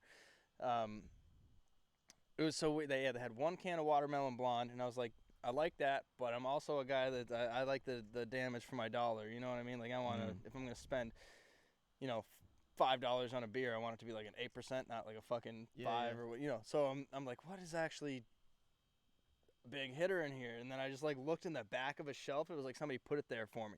6 cans of 9 Locks IPA. I was like, give me all those. Yeah. Anyway, I was in the bag quick that day because the mosquitoes were Where'd you eating. get in that bag? You know what? Side note, this is off top. I told Jason this before. I actually applied 2 days ago to radio television journalism at NSCC in Dartmouth for September. Because my I was actually looking at it the day after. Like, I really enjoy doing this shit and fucking You know, if it'd be cool to be able to, you know, I would like this to get to the point where this is the company, this is the shit. But in the meantime, I'd like to kind of acquire the necessary skills to maybe work at like a CBC or a fucking TV network in the meantime while trying to grow something. And you know, to be able to do it in Halifax is the only spot that's in Dartmouth, but there's a wait list for it right now. But you know, if you're watching this and you're in that program, drop out and let me get in there because you know, it'd be cool little change of scenery, and you know, we could get some more guests up in the area and stuff like that. We'd figure it out, maybe do virtual. I come down probably every weekend anyway, but I'm on a wait list and shit, so who knows. And there's multiple things, moving parts that I have to figure out to even make it happen. Where am I gonna live, blah blah blah, but that could be figured out. Man, but I just wanted to what was the name of our street? Maplehurst. Well, it was weird. I was actually looking at apartments in Dartmouth and Halifax, and I was like, what was the name of where we lived? And I was scrolling because I was actually on the Killam website because they were Killam properties, and I was looking through. I was like, no, it's not that one. And the one there was a picture, and I was like, is it that place? And I was like, no, because it starts with an M, and I was like, Maplewood. No, that's not the spot. No, and then that's a different spot. yeah, and I was like Maplehurst. That was a great spot. You know, it's funny enough. This is a story. I don't know if we ever talked about this on the podcast. This is a story. What is it? This is a story. Here's a story. You ever hear of a story? I remember when I was a kid, if my dad knew I was lying, he'd say, "You're telling stories." You don't want to be caught out here I was a capping fibber. and telling stories. No fib. But this is no fib right here. We moved to Dartmouth in 2000, right after we graduated high school. Me, Mitch, and Glenn. Dangerous trio. Moved to Dartmouth. I was taking the music business course at NSCC, which is a great. The fact that course exists, awesome. I recommend if you're interested in the music industry, all that stuff, take it. I feel like when I was going there, like I was in the process of like I went to Atlanta and performed, and went to Pop Montreal, and I was like I already knew what my position in the music industry was, and I feel like I was like learning about things from all the different angles, and I was like I feel like I already know what my role is. I could have probably finished the course or anything. I was up there for that reason, but I dropped out after 2 months, and I was like, I'm going to Atlanta. Fuck this shit. But anyway, and then you were gonna go into graphic design. Didn't but get accepted. But you didn't. It was because you applied too late, I think, wasn't it? Which kind of worries me about me just applying for this now. But No, it was. There was a problem with my portfolio. Like, there's a certain format that they want. Oh, okay. And I didn't know that. Which And is they were like, crazy. send me a It's like- portfolio. And it was like, with an example of this, this, this, and this. So I was like, I just put together a folder of this, that, and that. But Yeah. they want it to look a certain way. And that's actually what I learned. Like when I graduated from the program that I was in, AMCA, they show you how to set up your portfolio in the way that they want you to have it for the graphic design course. I'm like, well, why the fuck do I got to spend money on this course to go in that course when I was Yeah. good enough to be in that course in the first place? I just didn't know this format. Why isn't this on the website? I could have just did that. That's actually one thing every NSCC course teaches is how to make a portfolio. Yeah, and it's crazy that you would even need to have to do that to like take a course where you're trying to learn how to do graphic design as a profession. Obviously, they should be expecting you It's to like, hey, bro, have I know you don't speak my language. beginner knowledge, but it's like, why do you need it? Like, maybe you just fucked around on Paint, and you're like, I want to pay and take this course so I can fuck around on Photoshop as a career. But yeah, so you didn't. So we were just rolling anyway. You're Yeah, like, we I'm going rolled up. in. I knew I wasn't accepted pretty early on. I think we already had the apartment lined up when I found out that I wasn't getting in. But I got a job, and Glenn Glenn went was to. in He school? wasn't he. He dropped out too. Did he? Okay. Did he get? Was he going into an interior design, or am I making that up in my head? No, I don't think it was interior design. It was some sort of That's how- engineering. Oh, okay. That's hilarious. I think like Glenn was like, I'm fucking It was designing like the industrial inside of your engineering or living room. some weird shit like that. okay, I don't know so what it was. I mixed up the in. The I word. Yes, the I Um, words. Don't be saying that. It's offensive. He went for one day and he said, "Fuck that." That's crazy. Yeah, but we were up to. It was just a different time. And Glenn got a great work ethic, so there's no shade to his character here. But so he said, "Fuck that" on the first day. I had about 2 months. So we were all just we just were up there. The set, like, not even knowing what was really going on, but it was a good that good first experience. week good was time. crazy when we didn't have internet. Oh yeah, and wasn't even smoking. I was like about to finish smoking weed. Like I wasn't really even smoking Yeah, weed you like stopped that. smoking weed at the But like, we first hop week or two. Yeah, but when we got up there, we hotboxed the shit out of that fucking closet. Then we went to Value Village and I bought a robe, and I didn't wash it. I threw it right on. Remember Glenn? So I didn't know you had to wash stuff if you get it from Value. I was like, oh, isn't this clean? We can't get in trouble for these crimes. Glenn fucking ordered like an insane amount Yeah, of please. mushrooms on the internet. Yeah, literally. Killing properties. Please rent to me if I move to Halifax. We my last time I was up there, we fucking smoked weed inside the closet the first day. Glenn was ordering psychedelic No, mushrooms. he had them already. and- when we oh, got he already had them. Or And no, I don't know. But anyway, yeah, we got them before we got internet. And I just remember doing mushrooms and like, there's that place where the train goes in the back. Like that, there's like a rail, and I remember climbing train was down the back amazing. of that wall, man, and just sitting in the grass. I was high as fuck on mushrooms, and I was like, "This I grass wasn't is there part then, of me, bro." actually. And then I just hear the of the train coming in the distance. I was like, "No way!" And I feel the ground rumbling. I'm like, and the fucking train's going by. I was fucking. Parents, this is what your kids do when they first move away. They fucking do mushrooms and look Dude, at trains. I was into one, and I remember too. For some reason, anytime that I've ever done mushrooms, remember that time I did them in the back of the van. You weren't on them, and I was like, "There's so much room in the van," and I like wedged my ass between the door and the fucking seat. I'm like I an was ass There's wedge. so much room in here, but You shit your pants. I got that same feeling for some reason. I was like investigating our apartment building, high on mushrooms. Well, I wasn't there because that was the day that I think that Moose came over and he was there as well, and you guys shot that video. That one take music video. Yeah, because one of the first nights we were there, I had a little home studio set up that was like garbage, but somehow produced like one of the funniest songs that is underground ever. What was it called? It's by Glenn, and Moose shot. Like Glenn got a dope music video from it was a Moose. One freestyle. take. It's called Head Cheese and Sprite. And I'm in the video. I have a wardrobe swap in the middle of the video, but like it's like a a one take video. But like I'm at the beginning and the end or something. I like open the door and I have one outfit on, and it's a one take of Glenn walking through the apartment. Yeah. And while he's walking slowly through it, I ran around the other side of the apartment, go behind him, switch outfits, come back, and then I'm like there. I close the door at the end of the video. and I that was in a suit probably or the day something. that you guys did the shrooms because I think that was when I went to Montreal for like 2 nights, and I remember, Moose stayed at the apartment, and you guys shot that video, and you did the mushrooms, and the whole video is just a slowed down Glenn walking through the apartment, and I remember recording that like the second night that we stayed at, where we were at the apartment, and Glenn was in. I had this home studio set up, I had the preamp and everything like from my room in my Beechwood. And Glenn was in the closet, and he just busted the freestyle out one take, and Video was one take. video was one take, and it was fucking gorgeous. That's a classic song. I'm sure it's on YouTube somewhere. It's But Head Cheese and Sprite's definitely still out there. Jesus Sprite, yeah, I had go bump that. another fucking so like Nick Lush, his brother lived in our buddy Nick Lush that lived down the road from us there. His brother lived in our apartment building. I didn't know this yet, and I was like on mushrooms, just investigating our building, walking up and down the stairs and shit, seeing where everything was. And I went downstairs. I walked in the laundry room, and then I walked out of the laundry room, and I saw there's like a huge TV under the stairs. And just my high as shit on mushrooms brain was like, how did they get such a big TV under there? There's so much room in there. So I went under there with the TV, and then fucking some guy, or Nick Lush's brother, came out of his apartment. And I was like, who the fuck is this bearded man?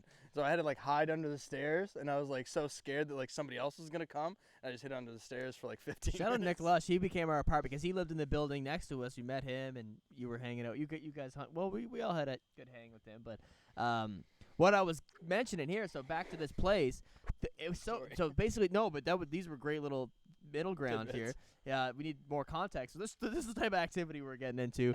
I was taking the ferry every day. I was going to the library. It was a crazy time. But then also there was very fucking self inflicted crazy shit happening. We remember the time there was also a time we walked to the gym because we had Good Life passes. And remember we needed a couch for our living room, and there was one on the side of the road, and then we literally picked it up and moved the couch about a half hour walk of us on the side of the road. Yeah, and carrying then you a guys couch. left it at the top of our street. Do you remember that? It was me, you, and Glenn. Oh, we didn't take it down. No, I carried the couch on my head, bro, by myself.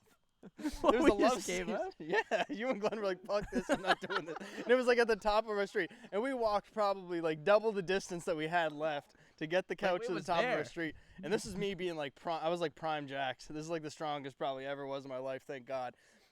It was actually harder to get the thing into my room than down the street on top of my head. But I was like, you guys just gave up. You're like, we're not doing this It anymore. was painful. It was definitely a shitty And we were on the way experience. back It was, from the gym, so we midsummer were sore and or shit. end of the summer. It was hot out, but you dropped the fucking couch right at the top, the love seat at the top of the road, and I just stood there for a minute, and I was like, am I gonna drag it? And I was like, I'm gonna do it like the fucking water in Africa, bro. So I just picked the couch up on my fucking head and walked down the street with an entire couch. And You left Cape Breton as a Caucasian man, and you moved to Dartmouth and became an as African boy. African. As an African, yeah. Afra Not an Africant. can. No T at the end of that. But so the way that this progressed, so we had a 1-year lease. Oh. We came in, you know, this was like so crazy, bro. I feel like I had money for my grad party, and then I think maybe I had money from like to go to school. That was like I don't even know, but I just had like this money, and I was never concerned with the amount of money I had. I was just like balling for some reason, and yeah, like we never like paid our internet bill. Ever. We just had free internet for like 4 months, and then it was just like, nah, we're cutting you off now. And then I think I paid it like 5 months later. We had a weird setup. Like, we didn't even question the bills. I actually don't ever remember getting groceries.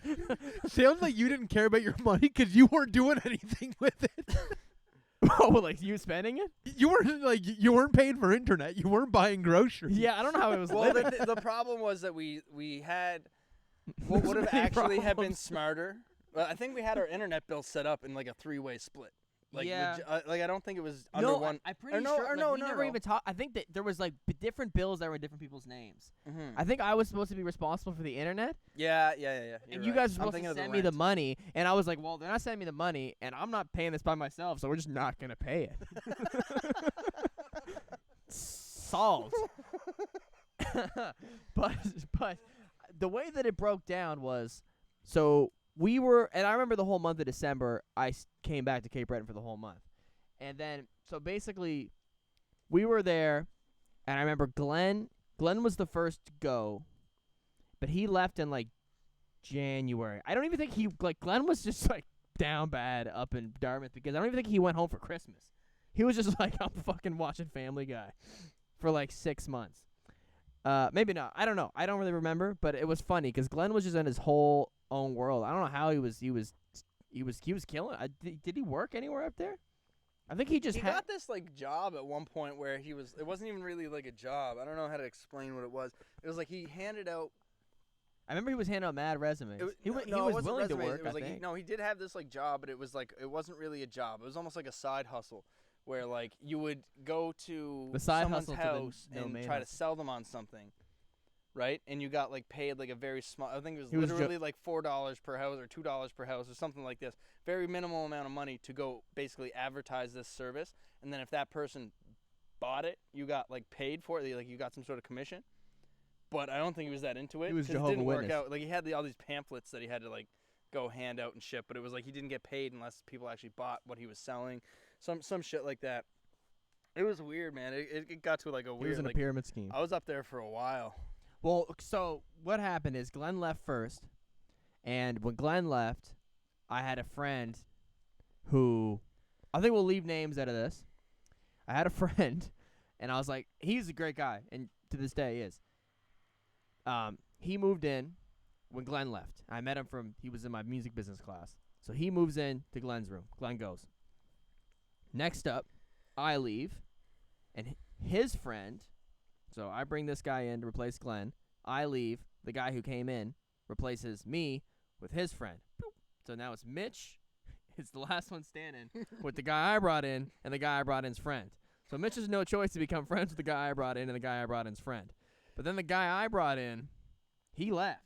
Well, yeah. He was kind of back and forth, and it kind of was at one point it was you and the guy that I brought in, the guy that he brought in, Yeah. replaced me. Me and him were good friends. Yeah. What did he do? Well, so What this, was his way of bringing in that cash? Let the people know. this guy was he was all over the place, but This he is was where ti- it started going downhill. Yeah, they went way downhill after this. And this is why. Yep. So this guy had some friends that were in the Hells Angels, and what he did he did like construction, and then as a side hustle, he had an old like buddy like that he grew up with, like me and you, but this guy now was like a shitty cokehead pimp, right? And so he drove this guy's prostitutes great rap around name. for $50 a pop. Like you pick him up, $50. You drop him off, $50. He was like a Right? sexy cab driver. Yeah, he was the sex cab driver. But anyway, Sex driver. yeah. So me Sex and drive. I got that. But yeah, no. So I had to hang out with this guy, and I was partying pretty hard at the time. You know what I mean? I didn't give a fuck. I didn't get into college. I Well, was yeah. pissed. All my friends left. Best case scenario to live with a guy So with I'm up here a high doing sex coke drive. with some fucking prostitute driver guy. That's like he's a really good guy, Just getting honestly. But I don't give a fuck, man. That's all. Oh, I know. That's what I'm saying. It's all great. this shit I learned from it all. But it was pretty interesting because me and that guy got along great, which kind of made it a bad thing because like it made it a little harder to leave. But it was funny actually. The night that I decided to leave, I was like, it comes back to Moonshine. This fucking pimp guy shows up with I remember it was the fucking Pink Crush, like cream soda. Are you? Pink When you cream say the soda pimp crush. guy? Oh yeah. So Pimp. So yeah. Frankie, that piece of shit. Anyway, I hope you see this, Frankie, or you're probably dead anyway, but whatever. he comes in with a 2-liter of cream soda, but it's actually Moonshine, and a pile of Coke, and his girlfriend, who he pimped out, and her friend, who he also pimped out. This is what became of the apartment This is that how was so innocent and wholesome. Like Like three our 17-year-olds parents- going off to college. This is what happened. Like 10 months later. Everybody This is left. the grand finale. Everybody left. I get super into Coke. This guy shows up with a 2-liter. We graduate. How like our parents are helping us move in. They're fucking crying. Oh, we're so proud. Oh, yeah. Fast forward 10 months later, me and Glenn are gone, and Mitch is living with a pimp and the fucking prostitute cab driver. I miss him, man. That guy was good. But everything else that happened from him was terrible. I still follow him on Instagram. He's really into motorcycles now. He got a little bit more jacked, which probably means he does less Coke. But anyway, yeah, no, I was like, to myself, I probably drank like a third of that 2-liter of Moonshine and did an undeterminate amount of cocaine. And I just remember getting to the point where I was like, you know, when I moved up there, I would never admit to my father that I did any of this shit. And I called him and I was like, Dad, actually, I was so fucked up, they dropped me off. I couldn't even get to the door. And it was piss pouring rain.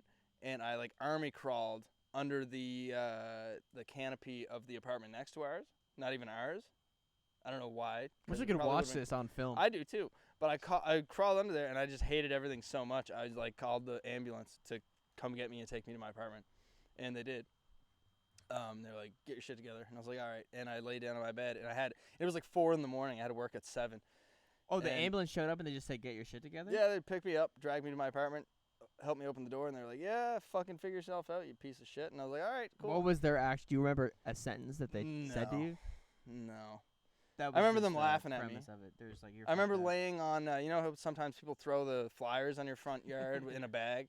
I remember laying with my head on that, waiting for them to show up because I couldn't get up off the ground. Such a terrible situation. Oh, it was terrible. And they carried me to the apartment. They let me in the apartment, and they're like, something like, get your shit together kind of thing. Like, we shouldn't be, this is a waste of our time or something like that. And which I totally agree with. But no, I laid down in the bed and I called my dad and I was like, hey, yeah, I did a bunch of cocaine. I'm drinking a bunch of Moonshine. I need to come home now. That's the end. And my sister came up and picked me up the next day. And Shout out to Bev? I left. Is it a Bev shout out? Yeah, Bev fucking drove And that was it. like But okay, 12 hours so up and down to get me. that's Yeah. the grand finale. So we gave some context, couple stories, taking couches off the sidewalk, you know, head cheese and Sprite, fucking pimps, sex drive, all that stuff. So that's probably June. Our lease was up in September. So I go up to Dartmouth like the last week of August. Get out of here. And because we had to, like, all of my stuff was out of there. So we leave. The 3 that started, we've all deteriorated. We're all gone now. And the only people left living there, somehow me, Glenn, and Mitch turns to like the last 2 months of this lease, prostitute, driver, and pimp.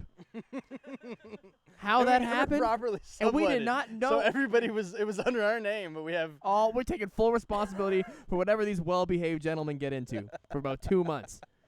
And I don't even know how the rent was being paid because I remember It there was one wasn't. month that guy was trying to send me. He never sent me the money. I didn't pay anybody, and it was just like whatever. I And took I'm- a bunch of money. My grandfather had a trust fund for me, and I took a bunch of money out of that to pay off what I owed. Respect. Fuck. I'm sure Love you, Grampy. he's looking down. He's like, my man. Fucking idiot.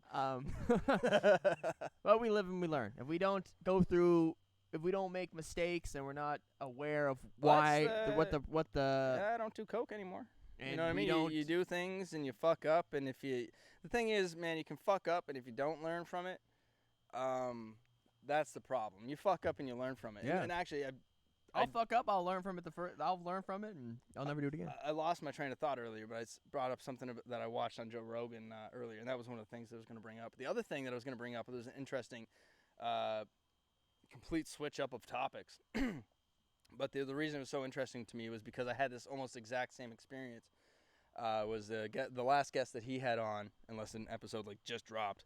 The guy was talking about how his grandmother just dropped a bomb on him when he was 4 years old, that she was going to die and everything that he ever loved was going to die at some point. I think I saw this. This was like in the last couple of days. Or someone I watched on a fucking podcast is like remembering the same experience. I don't know, but I don't know. Are you sure it wasn't Tuesdays with Stories? I feel like no, Joe. No, List I was listening to this at work earlier. Okay. And I kind of had a similar experience, but it was like with my grandmother. I was in the kitchen. I was also, I think, 4 at the time, or maybe 3, because I think I moved into my house on Turner Street when I was 4. So it could have been that same year, but it was around this time that I remember being in the kitchen with my grandmother and just being like, well, I think the question I asked her was, if God exists, why are people at war and killing each other or something? Something very fucked deep up. It was a very deep question. It's like the common like, why question. are people killing each other in war? Yeah. It was, when you're at a certain age where you start to like just start to realize things, you start asking really crazy I'll questions. never forget that time when I was 4, just questioning wars and religion. I don't know. I feel like that's an advanced question. It is an advanced Your question. grandmother said I just picked asks you up. me what fucking 77 plus 14 plus 3 is, and I'm like, I don't even know, bro. Bro, that's fucked up. I bought him a calculator so he can do it by dude, himself. figure that shit out. That's amazing. But before we even get into that, I'm just gonna say, like, what happened was, I just want to finish up. Well, actually, no, you continue, then I'll talk about. Well, basically, I went back to the apartment after the coke dealer and the prostitute driver, or coke dealer, pimp, whatever the fuck. They're probably involved in all the different One of them is areas. most likely dead. Yeah, so that was what was crazy because we heard. So I show up so I went up to Dartmouth for like 4 days. Shout out to Quinn Palmtree. I was staying with him. We were just doing crazy stuff, and I knew like I had to go to the apartment because I still had the key before I went back home, and I was dreading doing it because I went into the apartment at the beginning of my trip there, and it was a fucking disaster. It was insane. There was in the medicine cabinet in the bathroom was completely busted open in the shape of like somebody's head, and there was drawers like it looked like somebody in the door was off the hinge. And I think when I went up there, someone told me like this guy that moved in. I never met this like the real deal fucking pimp. Someone, I guess there's people from Quebec. I think they said that they drove up. I'm fucking dropping street insider information right now, maybe, but this is what somebody told me. Like someone drove up and they basically broke into the house and they fucking took him. I think, and I probably was a crazy fucking fight that was going on in this apartment, which is crazy to think. 3 18-year-olds fresh out of high school moved up there. 10 months later, we're all gone, and there's fucking a pimp. There's pimp fights going on in the fucking kitchen, and I remember walking in there and there was like a bag of like just shitty looking pills. Like I don't know if they were important enough they must not have been important enough to take or whatever. He must have got robbed and taken out, whatever. And the whole place was a fucking disaster, and it was unsanitary, and it was crazy. There was just multiple drawers that were just smashed in and all this shit, and I was just like, oh, that I saw it the first day I was there, and by the 4th day, it was crazy because I was doing a show the last night that I was there, and I was leaving the next day, and I was still thinking I was going to wake up in the morning and try to clean up the apartment, and then I just made a decision, like as it was like 11 p.m., I finished performing, and I was having a few drinks. I was like, you know what, I'm just going to take the L. I'm not going to get my damage deposit back. I don't want to go back there. This is a lesson learned. Don't commit to living somewhere else if you're not ready for it, and fucking, be on top of shit a little bit more.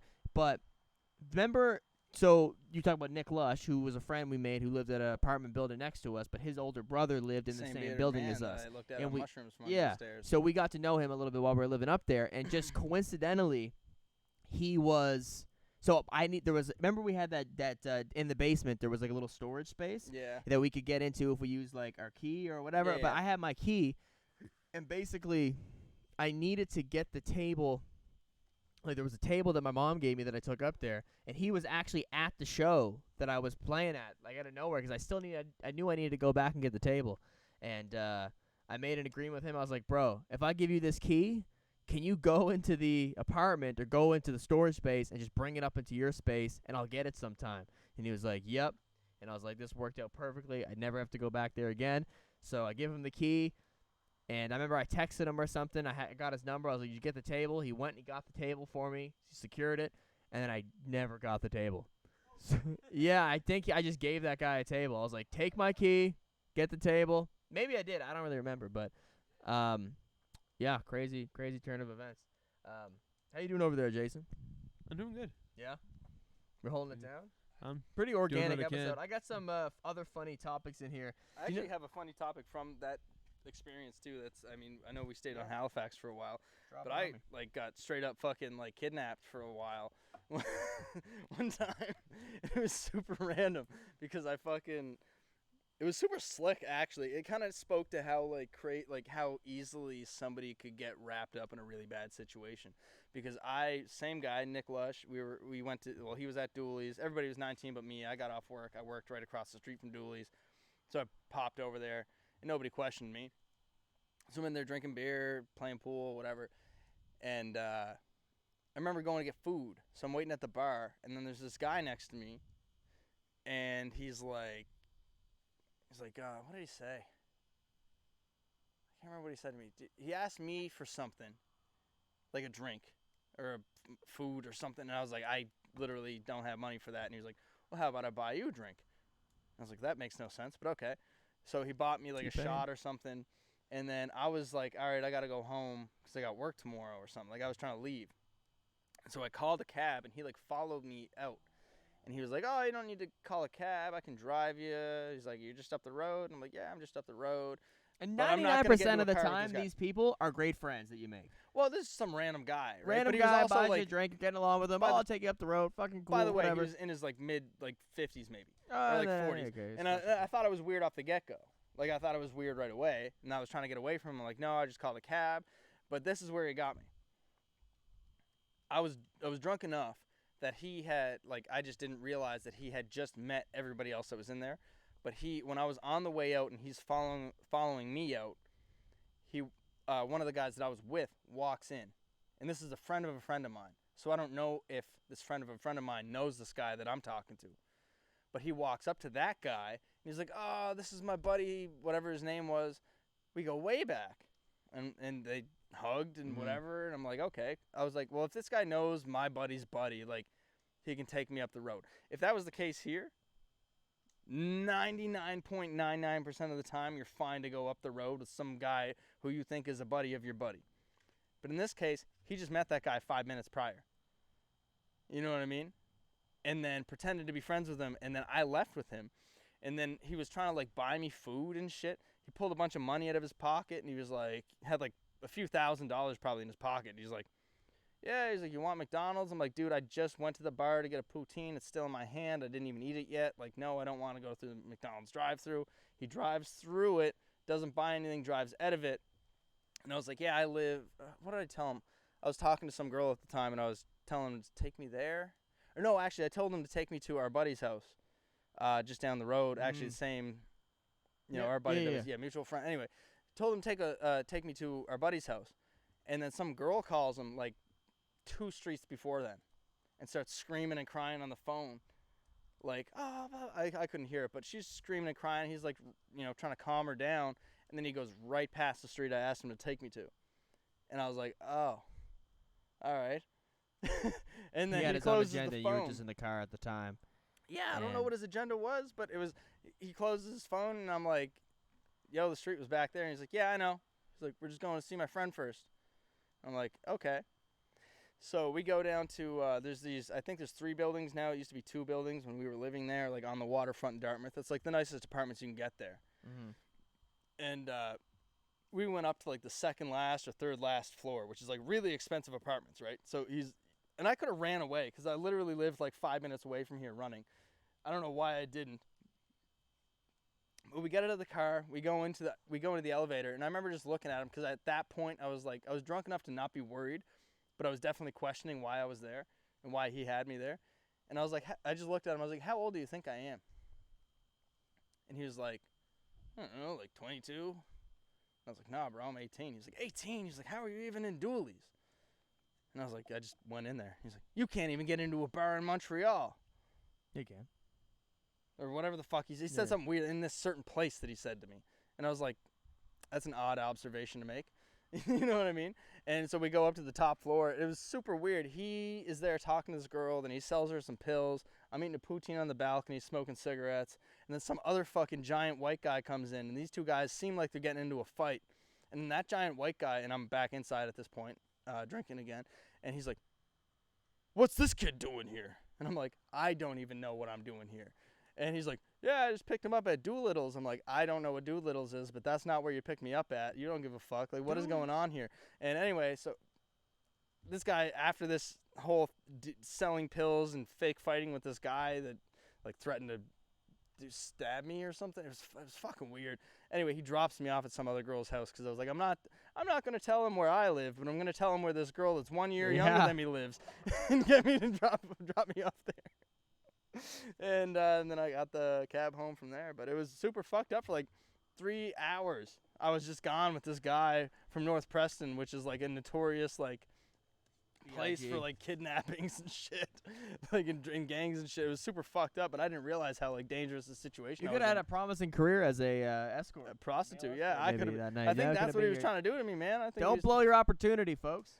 But yeah, no, it was so funny because Nick Lush's brother again was there, and he's like, "Dude, where did he go?" And I was like, "Dude, I got fucking kidnapped, I guess. I don't know." Oh man, well, I'm happy you're not dead. Yeah, I should be. I'm gonna switch this up here. Do you know who Ben Shapiro is? I thought this was so funny, bro. Straight from fucking North Preston kidnappers to Ben Shapiro. That's a 180. Yeah, well, I know he's a conservative spokesperson. You know, he has his platform, whatever. I don't know too much about him. I'm sure he seems like he's very entertaining, just based off of what I've seen and heard so far. But probably not the type of. I'm probably not his demographic to even really be paying attention to him anyway, but I see people roasting him and all this shit. Whatever. I know he has his audience. You're familiar with him. You're excited. Did you see that news article I sent you before? That was so funny. So he basically, I guess there was like a let me see here. I don't know if I have it up. There was of course, this is the only one that I don't have up. But basically, just long story short, I think it was like the people, the candidates that are running for mayor in New York, and I guess they were having a debate, and whoever was the moderator for the debate, they asked them like, if there was one thing that you could choose to be like permanently banned, what would it be? And for some reason, Andrew Yang said ATVs. It was just like, okay, dude, like that's the worst thing, bro. Like, I guess so. I'm assuming he means fucking going out on the dirt paths and just revving the engine. But some people were like, high, like drinks that are high in sugar and, stuff that was like more so health related and stuff. And then Ben Shapiro, I guess he doesn't really support any of the politicians that are in this particular race. So he wanted to kind of get his opinion out there and make them look bad. He was like, notice how they never said crime? And it's like, at first, you're like, oh, yeah, that makes sense. Like, that's, like, a problem. Crime, of course. You don't want to crime. But fucking crime is crime because it's banned in the fucking first place. Yeah. That man wants to ban crime. Well, fucking congratulations, bro. It's already done. It's been banned. We're there. Bro. We need to stop all the crime. You fucking idiot. The weird thing about Ben Shapiro, though, is I remember the first time I heard of him. Crime is banned, bro. It was, I can't remember what country the you living clip in? was. You think it's legal right now? There was a clip where he. Or were you gonna? I was just gonna say that's the issue with Ben Shapiro right there. Is one, he is exactly what stupid people think smart people sound like. He's really Trump. good at talking points, and everything he says is good on the surface. But he's not totally wrong though. But he has a lot of points where he is wrong. Yeah, but he has a lot of things that when he says it, they're really good on the surface. But as soon as you look a little deep, they really start to fall apart. And this was just a very glaringly obvious version of it. Mm-hmm. Yes. Do you have an example of that? Like, aside from this guy, I'm not too familiar with his No, it's just his general thing for years. That's kind of his thing. Well, like he's even known for that. He tries in his to play circle. the devil's advocate, but like sometimes it's like I was gonna say, the first time that I heard of him, I really agreed with what he was saying. And then I didn't know him for anything other than, you would see these like Facebook clips of him coming up and just kind of like, somebody would ask him a question he would be doing a presentation and somebody would try to like shit in his face and ask him a question and he would just rip them up. Yeah. You know what I mean? But it's so funny that he probably he was on his high horse and he was like, I got them here. Crime. Talking about ATVs and energy drinks. You guys, it would have been a lot more smart if you guys just said crime. Let's ban crime. That's a fucking thought. That's a revolutionary idea. Yeah, no, All this crime that's going on that's just hurting the lives of all of our loved ones. He's it's just definitely more missed than he is illegal. hit. all this crime that's legal. He's not totally stupid. I feel like he's just trying to. He's. This is the thing. didn't He's think an about that. intelligent He person looked that at it is as a an conservative, and I'm not saying that he's his All opinions are the conservatives best. are unintelligent. But I'm not saying that his opinions are typically right. But he's an intelligent guy that is a conservative, and he tries to play a lot of the time to the less intelligent crowd and hit them with like obvious things like that. Oh, you should make crime illegal. You know what I they're mean? like, yeah, fuck yeah. And you that's really that's a showed them. prime example of him doing that to They're not a thinking stupid about crime. They're extent. thinking about the ATVs. ATV liberal problems. You see this? So Jeff Bezos is going to space. Have you guys seen that? He's going on July 20th. Him and his bro, they're saying we are taking off. And there's a current online petition on change.org. It's like the number 2 most popular petition on that site right now, where over 41,000 signatures to not allow Jeff Bezos to re-enter Earth when he's coming back from space. And, someone wrote he doesn't pay his taxes. He treats his employees like slaves. He hoards his money and doesn't even feed or help the homeless. We don't need this kind here, the kind that takes and takes and takes and doesn't give anything back. So Jeff Bezos has a very large community of people that hate on him. Obviously, I don't know if you guys saw like that big they were like a lot of Amazon workers in a particular town. I forget what state it was in, but they were trying to, they had a vote to try to see if they could form a union, and Amazon was running all of these different not advertisements, but different basically propaganda against why a union is unionizing and why it's bad inside of the factories and everything, because like they have these crazy, like they can't even go on their breaks. They don't have enough time to even get to their stations to take a bathroom break and all this stuff, and it was kind of fucked up, and there wasn't enough votes for them to have formed a union, so they're back to square one. But it got a lot of attention. Like I watched this little Amazon thing had on Vice. found out they tampered with the votes too. I would imagine so. I mean, there's definitely not that many people to choose from. It was only like 800 people or so in that voting process. But there's if you just go on to the change.org and you just read through the comments like of the people and their reasoning in the comments for why they don't want him to return to Earth, which is a hilarious petition in the first place. And to get that much support, Let's just leave this it's guy in like let's space. ban this guy from getting back here. I feel like that's kind of insane. But it's funny if you read through some of the comments, like some of them are like the one I just read there, but they listed off the reasons for why they're displeased with this guy. But then some of them are funny, like someone says Jeff's workers don't earn enough and are work too hard while he gets to play astronaut, and then the next one says I hope his head pops like Balin, to say balloon. Well, there you go. Someone wrote. So then you see eat the rich, okay, understandable, fight the power. Then yeah. It's the thing people don't take into account when they make these kind of comments. The comment under it says penis. He's taking advantage of immigrants who need to work to take care of their families. It would improve someone just said it would improve the human experience on Earth if we just said no, turn around. Oh yeah, fuck Human Amazon. life is enhanced. I hate Amazon vans. I hate buying things online. Send Bezos to outer space on his dildo-shaped rocket. Someone says, fuck Jeff You Bezos. can't build a non-dildo-shaped rocket. It's not going to work. Someone just said, fuck Jeff. Yeah. They're not even talking You know about what? him. Fuck Jeff. They got in a fight with... You know what? One Jeff created the best online buying platform in the world, and the other one, another one that I know, got me into working out. So I don't think that's bad things. Shout out to Jeff's. There was... here's another one. I read this article. Rick Ross has... he has a very large house in Atlanta. Yeah, it's a beautiful house. And I've they seen it. actually just shot a movie there. I forget what movie it was, but it's called The Promised Land. It's the former home of Evander Holyfield, Yes. the boxer. And Rick Ross is one of the he's one of the few rappers that is really like, well, not few. A lot of rappers are like well-known entrepreneurs, businessmen, and all this stuff, and have different ventures, record labels, whatever. But he owns over 30 Wingstop locations throughout the states. He has a record label. He has had a lot of high charting albums, whatever. He's been in the game for over 10 years, but he's always a respectable business guy. But he I was just reading this interview before, and he revealed that he cuts his own grass to save money. And he was talking about, I guess before he bought the house, he was told that Evander Holyfield spent over $1 million every year just to pay to get the whole 200 acres of grass cut. But he said every week he gets on the fucking I'll read it here. The quote he said here is, when I bought the estate, locals would see me walk out of a restaurant and scream, "You know, Holyfield spent $1 million a year to cut the grass."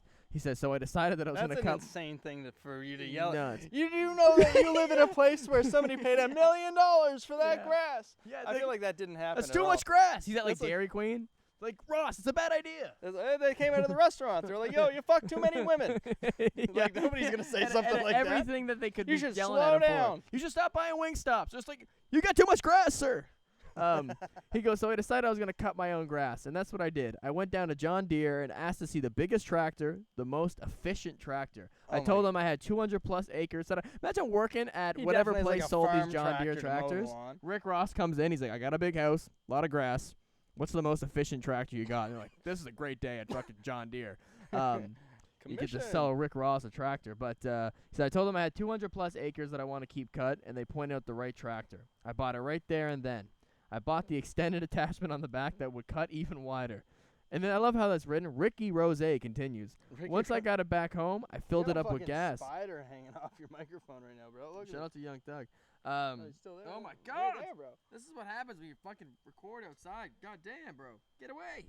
We should just died with the pimps. Anyway, he goes, I sit there. He goes, but I may have sat in the same spot for 2 hours before I got everything working, but once I got it going, I didn't stop. I cut grass for about 5 hours. Good job, Rick Ross. He said, I sit there and have my cannabis rolled up, and man, I look at the property and can appreciate my struggles and my triumphs. Those rough acres days. in 5 hours? He said, it's the smallest thing, but it keeps a smile on my face. So It's got to be a huge tractor, bro. My grandmother has like nearly an acre of fucking... He said it took him 2 hours to set it up, so...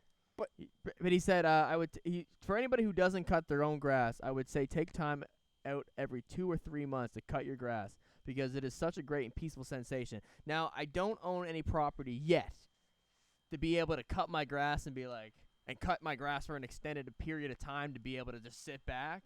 And I don't smoke weed. So to be able to recreate this situation for myself, I'm going to have to make some life changes.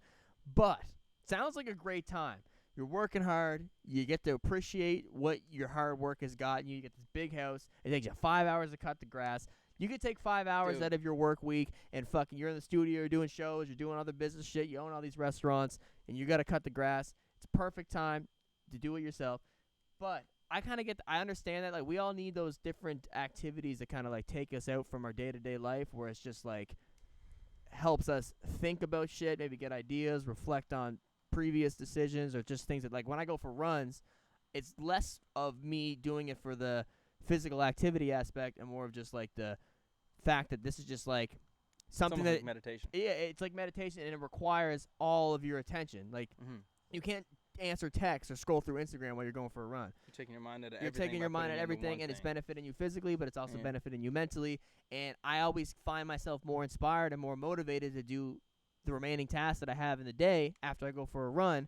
And I feel better, obviously, physically and stuff, too. And I feel like certain stuff like that, no matter how successful you get, it's important to probably have that activity, whether it's working out or for him, it's fucking mowing your lawn, that you can kind of just take time out, relax. Like, there's nothing wrong. Like, we live in such a time where everyone's like, you know, if you look in certain spots, it's like you got to work all the fucking time. We live in this fucking capitalistic fucking grind fucking mentality, and I can be, you know, I can be guilty of absorbing that mindset to a degree sometimes too, but, you know, it's nice to hear, like, there's just such a strange, not strange, but it's an unusual type of advice that you would hear from a rapper or someone in, like, a public figure space or whatever. It's like, mow your lawn. It sounds a little suspect to me, and I'll tell you why. Because my grandmother went and spent a shit ton of money on a real nice John Deere lawnmower that probably doesn't have as wide a cutting area as this thing.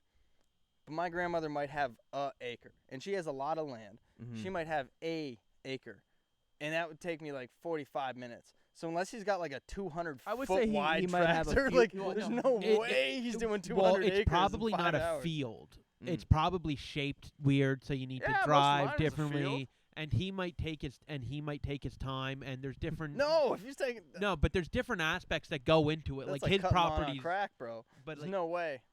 It takes me an hour almost to do one. What were you saying? You're talking about 205. That's a Oh. big ass tractor. Like, there's no way. It just doesn't. The math doesn't make sense to me. I think he got a few homies. I think I watched. Yeah, like 25 homies and 25 tractors. Man, you might be underestimating the John Deere. no, but that he look, got. no, I but got look, the John Deere. no, look He at got a no, but better look one. at some of the I know. look at some of the tractors farmers have to clear fields. I know, but I'm saying like you need like 4 of those. Rick to Ross do needs to that come kind on this podcast right now and break down It's the cap, Rick Ross. step-by-step process of how he's mowing the lawn. I don't He believe said it it. takes 5 or 6 hours. No? No, I know what you're saying. Am I talking too loud? No, keep going. No, me. No, I'm stopping.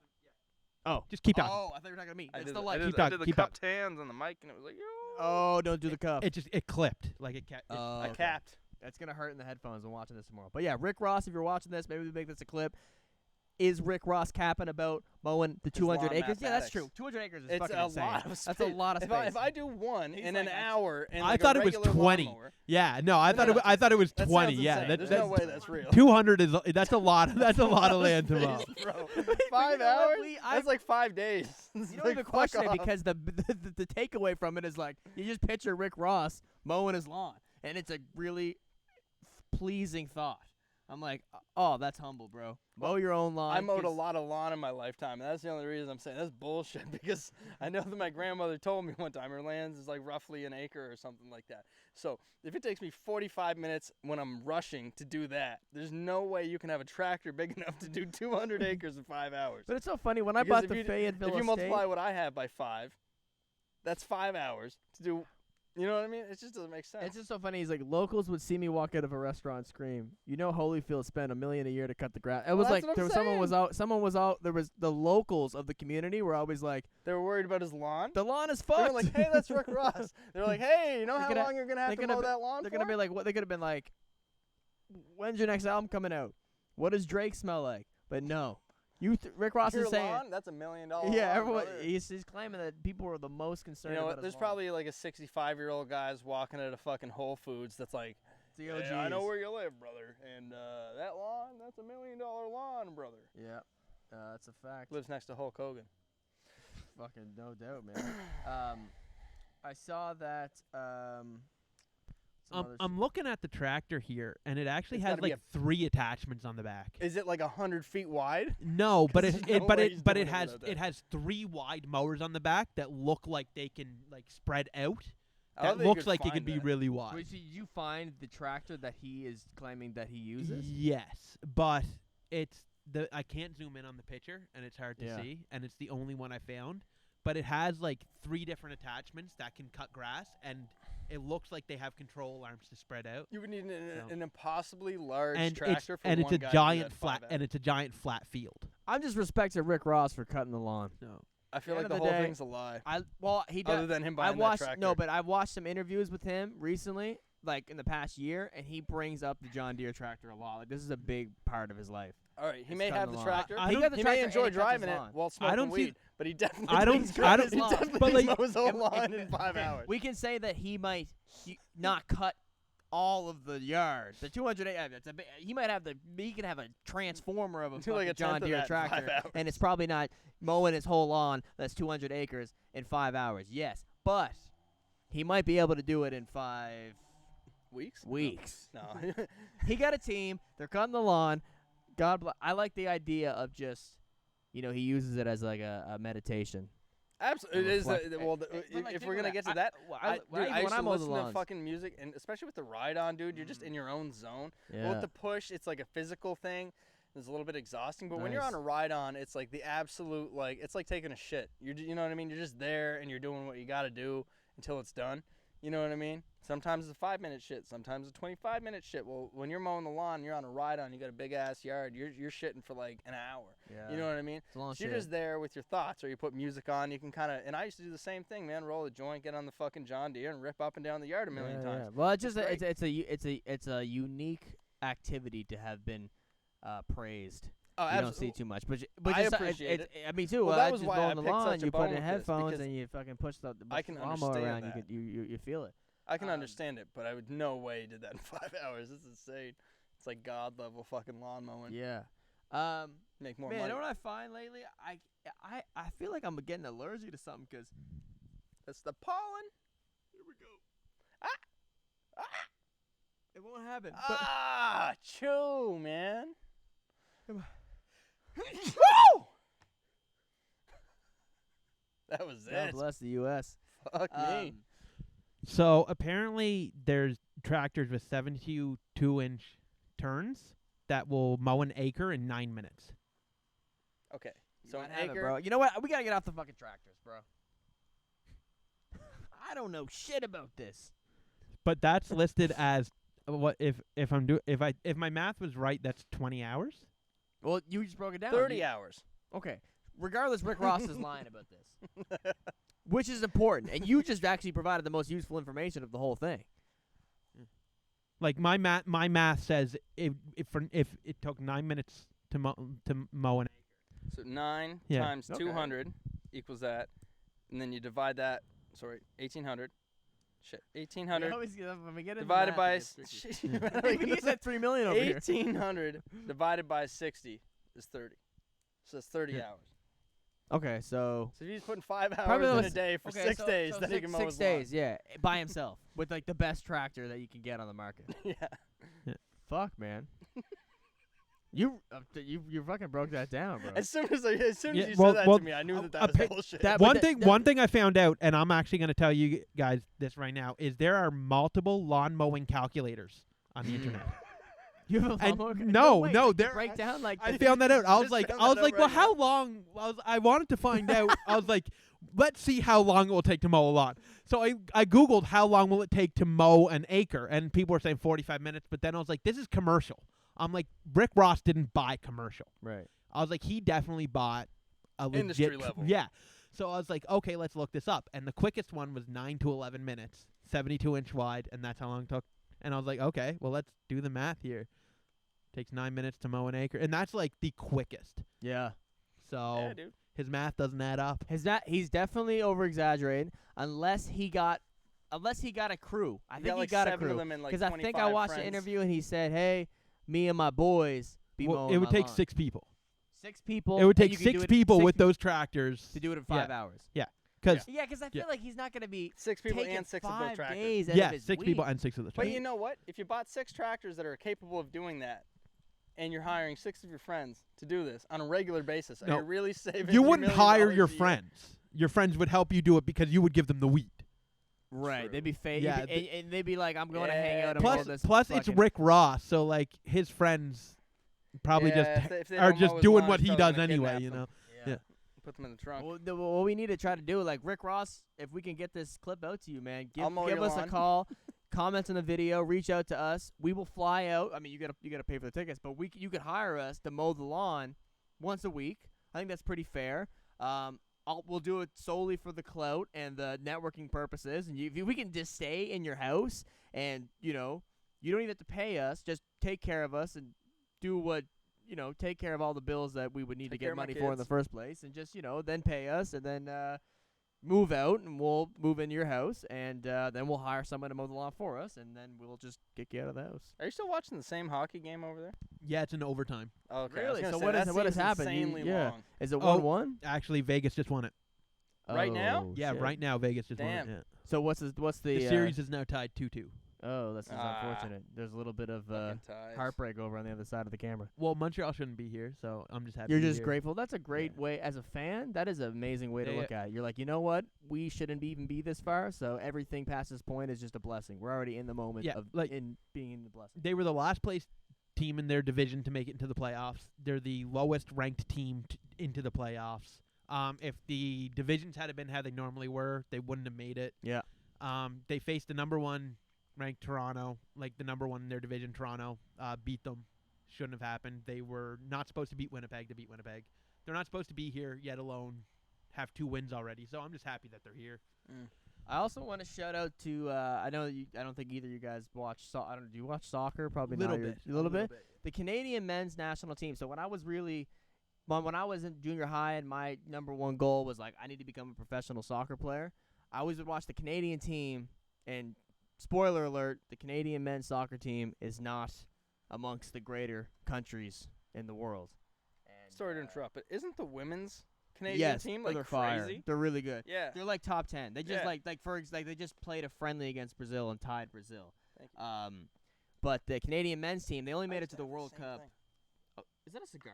No, it's a one-hitter. I used to have the same one. I broke. Oh, They made it to the World Cup once in 1986, but they never scored a goal. And I don't know if you guys like the World Cup is like the biggest sporting event in the 86? entire world. Like the World Cup tops the Olympics, and because every country plays soccer.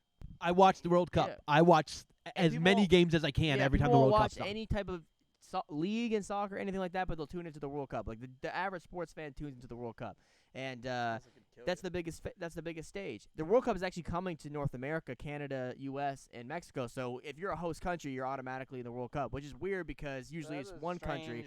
So these 3 countries are all going to already be participating in the World Cup. So regardless, not the one that's coming up next year in Qatar, but the one after that, 2026, there'll be some games in Canada, which is gonna be crazy. I gotta go to that. Yeah, Such an odd way to qualify. Yeah, Like, oh, If you you own land and we're Well- here. Well, it's like you're in. I mean, it makes sense. Like your country's government is Well, I like guess you gonna gotta help be- put all the stuff yeah. on. They're building stadiums. The least they can do is have the national team of the country, the events in, to be able to I participate. want to say something about the next World Cup. You actually said you know where it's going to be, right? Yeah, But Qatar, is that how you say it? I think Qatar. Qatar, It's yeah. a Q. I Yeah, think. it's in Yeah. India. Okay, Oh, yeah. good. I believe it's India, but when they originally wanted to do the World Cup there, the city didn't exist. They're basically Yeah. building the city for the that World reason. Cup. That's probably Yeah, and it's cool and terrifying well, all very at problematic once. because that's happened before with Olympic cities where they build a whole fucking place, like a whole economy around this, and then the Olympics happen, and then the whole place shatters. Yeah, yeah. And Yeah, they I end up believe being this used for is- fucking- Well, that's what No, happened. this is on a different scale, though. Yeah. Like Well, this it's is going to so- be like a huge, massive city. Right. Well, Like- the thing is, so what Canada is, the men's national team in Canada. Like when I was really passionate about soccer and I was training myself every day, I was like, I want to play for the Canadian men's national team someday. Obviously, interests have changed and that didn't happen. But I remember watching them and it was just so painful because I was like obsessed with the countries where they were doing really well, and our country's team sucks. But in the women's team always has been doing really well. They almost made. I think they made like the semifinals of the World Cup a few years ago. I don't know. Maybe that's wrong. But the Canadian men's team has gotten better, and they actually have one of like the best players in the whole world right now. He plays in like a top tier. He plays on the best team, Bayern Munich in Germany, and he's like one of the best players in the whole league. And he's from Canada. He's only like 21, 22. His name's Alphonso Davies. He's incredible. And now Canada finally has like their first international superstar player, and the whole team is much better. But they just qualified because the way countries qualify for the World Cup, they play the other countries in their continent. So in North America, like Canada, U.S., and Mexico, they also play like Honduras, El Salvador, Guatemala, the Central American countries, and the Caribbean, like Jamaica, whatever. But now they're in the next qualifying stage, and the top 3 countries that play each other out of the 8 will advance to the World Cup. So if Canada makes it to the World Cup, that's going to be a big statement on the international stage. But they just beat Haiti, this game I watched the other day. Canada just and I beat had Haiti. Haiti, which you might think like, oh, fucking Haiti is No, like, dude. but Haiti's not. No, they're not like they're not a big soccer. They're on like the same level of as Canada. Which, when you think of it, think of all the money and resources Well, that we have that we could have versus- invested into like we're on a much higher scale economically as a country Yeah, and society well, than that's what I was Haiti. gonna say. But we have tough games with Haiti. But But you know what, man? we are winning and getting up strugglers, there, hard yeah. workers come out of those kind of places Oh, exactly. way more often. But we have the honestly. resources to be able to like convince more people through advertisements and like soccer programs and all this stuff to try to get us trained enough to have these great players that can represent us better on the world scale. But like in Haiti, countries like that, they don't have anything else Their to do, but motivation they're is fucking is that's why not being in fucking Haiti anymore. Yeah, so you know they're what I mean? Like yeah. not. I don't mean that in a bad way, but I mean like to elevate themselves financially Yeah. and get out of a poor And situation, which is even most the- of being in Haiti. Yeah, and You even know what like I mean? the top players in these countries that are really talented and stuff, like for them, like they're not getting paid nearly as much to play for their country as like someone who's playing for even Canada or the U.S. or fucking England, Italy. Like nowhere even close, probably. It's actually interesting enough. I went to Shetty Camp last week and I needed to get a haircut, and there was a little barber shop there that looked like it didn't look it didn't look like the great it didn't it looks like it was like a mom and pop's barbershop. So I went in there, I was expecting to see like this old white guy, and I walk in and it's just this fairly dark skinned African black, it was a black dude. Well, he Yeah, I was trying you to should like not be probably- afraid to say black Yeah, guy. black That's a- dude. it's No, a no, fucking- I was trying to think Somebody's of like, that. who's that guy? Yeah, Who's he's Mitchell a- Bailey? And then Yeah, know, I was the just saying white like that guy because I down didn't, the- I didn't, I don't know if like you might watch it or anything because we end up following each other on Instagram. Yeah, he's a black dude, came in and but it was weird because he had a headset on and he was playing COD on the TV. So I was like, is this a customer just entertaining themselves, waiting for? Because I just was like, if you. That would be the best lobby of a fucking barbershop Well, but it was ever. it was very small, so he was the only guy in there, so I was like, is this like did the guy go out back and he was like, here, just play like it's small town, whatever, probably everyone knows each other, so it's like, oh, here, play Xbox while I'm gonna get my fucking Clippers. But he was the guy who owned the shop, and I had a great conversation with him. But it's interesting, so he was Jamaican, grew up in Jamaica, and out in like Manitoba and stuff, there's these like farmers and stuff, they employ people from different, like they bring people from Jamaica up to move to Canada to work on their farms and stuff. And I remember reading an article about this a couple of years ago.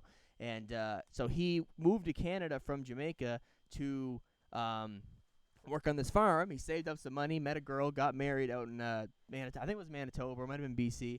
And then they bought an RV, and then they moved out and decided to move out here in Shetty Camp so they could have kids, raise them, and live in like a smaller, nicer area. And he started up smaller, as far as scenic and everything Dude, here. I was just in Yeah. Shetty Camp.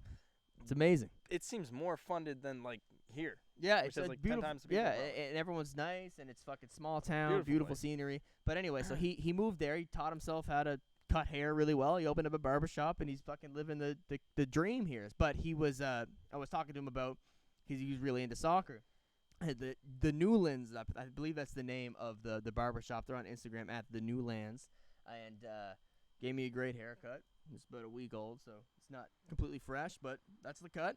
But yeah, he was saying like, that's the dream in these countries. Like people will be like, dudes will be working super fucking hard if they play a sport, if they take it very seriously, because this is like your fucking chance to get out of here.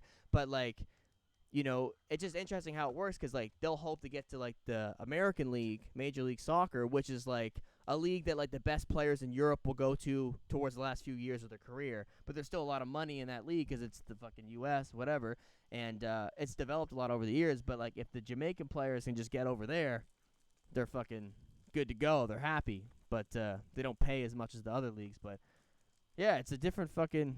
I don't know why I'm ranting about Jamaican players and shit, but shout out to the Caribbean. I need to correct myself too. Go ahead. The next World Cup is in Qatar, the country. Yes, It's not- when you said that, Yeah, I yeah. was like, I wasn't sure. It's in Africa. It's on the Mediterranean, I think. Okay. Yeah, I'm So not. it's like around some- like but, what, Greece It around would. fucking Yeah, it's not the Mediterranean. next World Cup. It's the 2038 World Cup.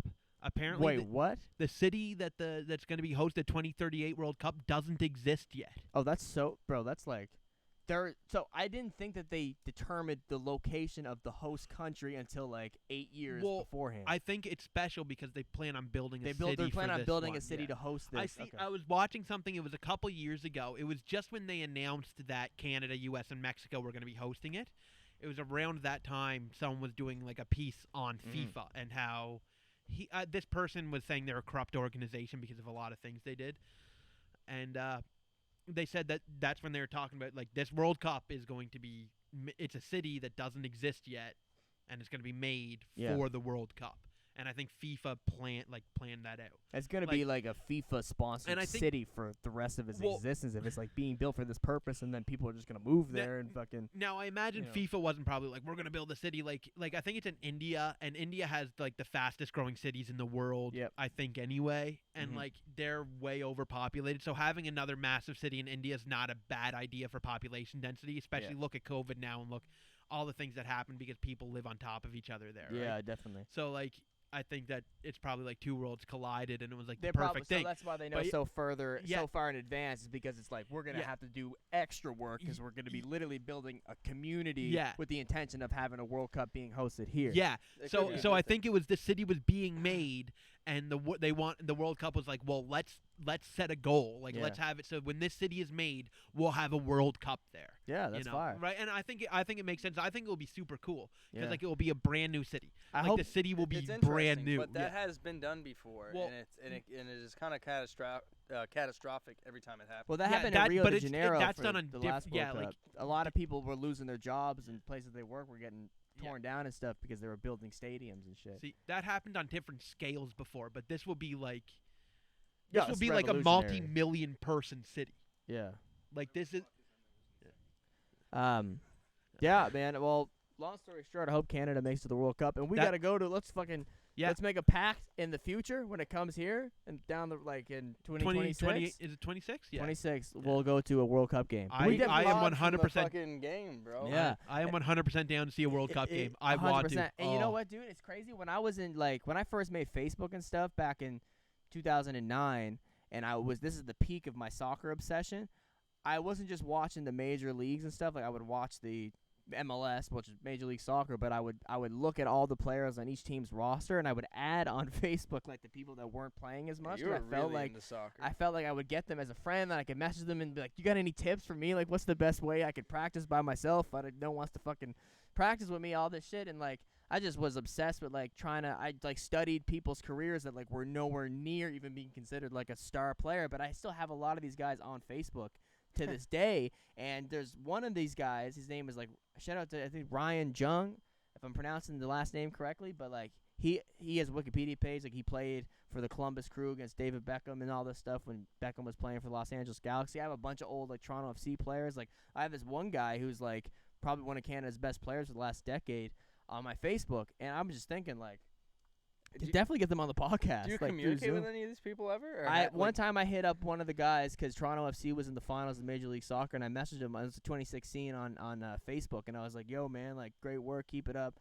And he was like, and he knows that I make music and stuff too. He was like, "Oh man, like maybe I can get you at a club sometime for one of like the after parties for all this shit." But yeah, I definitely got some like soccer players that played professional for like they're on TV and shit on Facebook. We could get a really interesting range of guests on here in the future, but I feel like between all of us that there could be a very wide spectrum of type topical of people, thing. yeah. There's like whole different areas where each one of us don't dabble. Yeah, definitely. I don't know That's what anything makes it about good. soccer, but that'd be cool.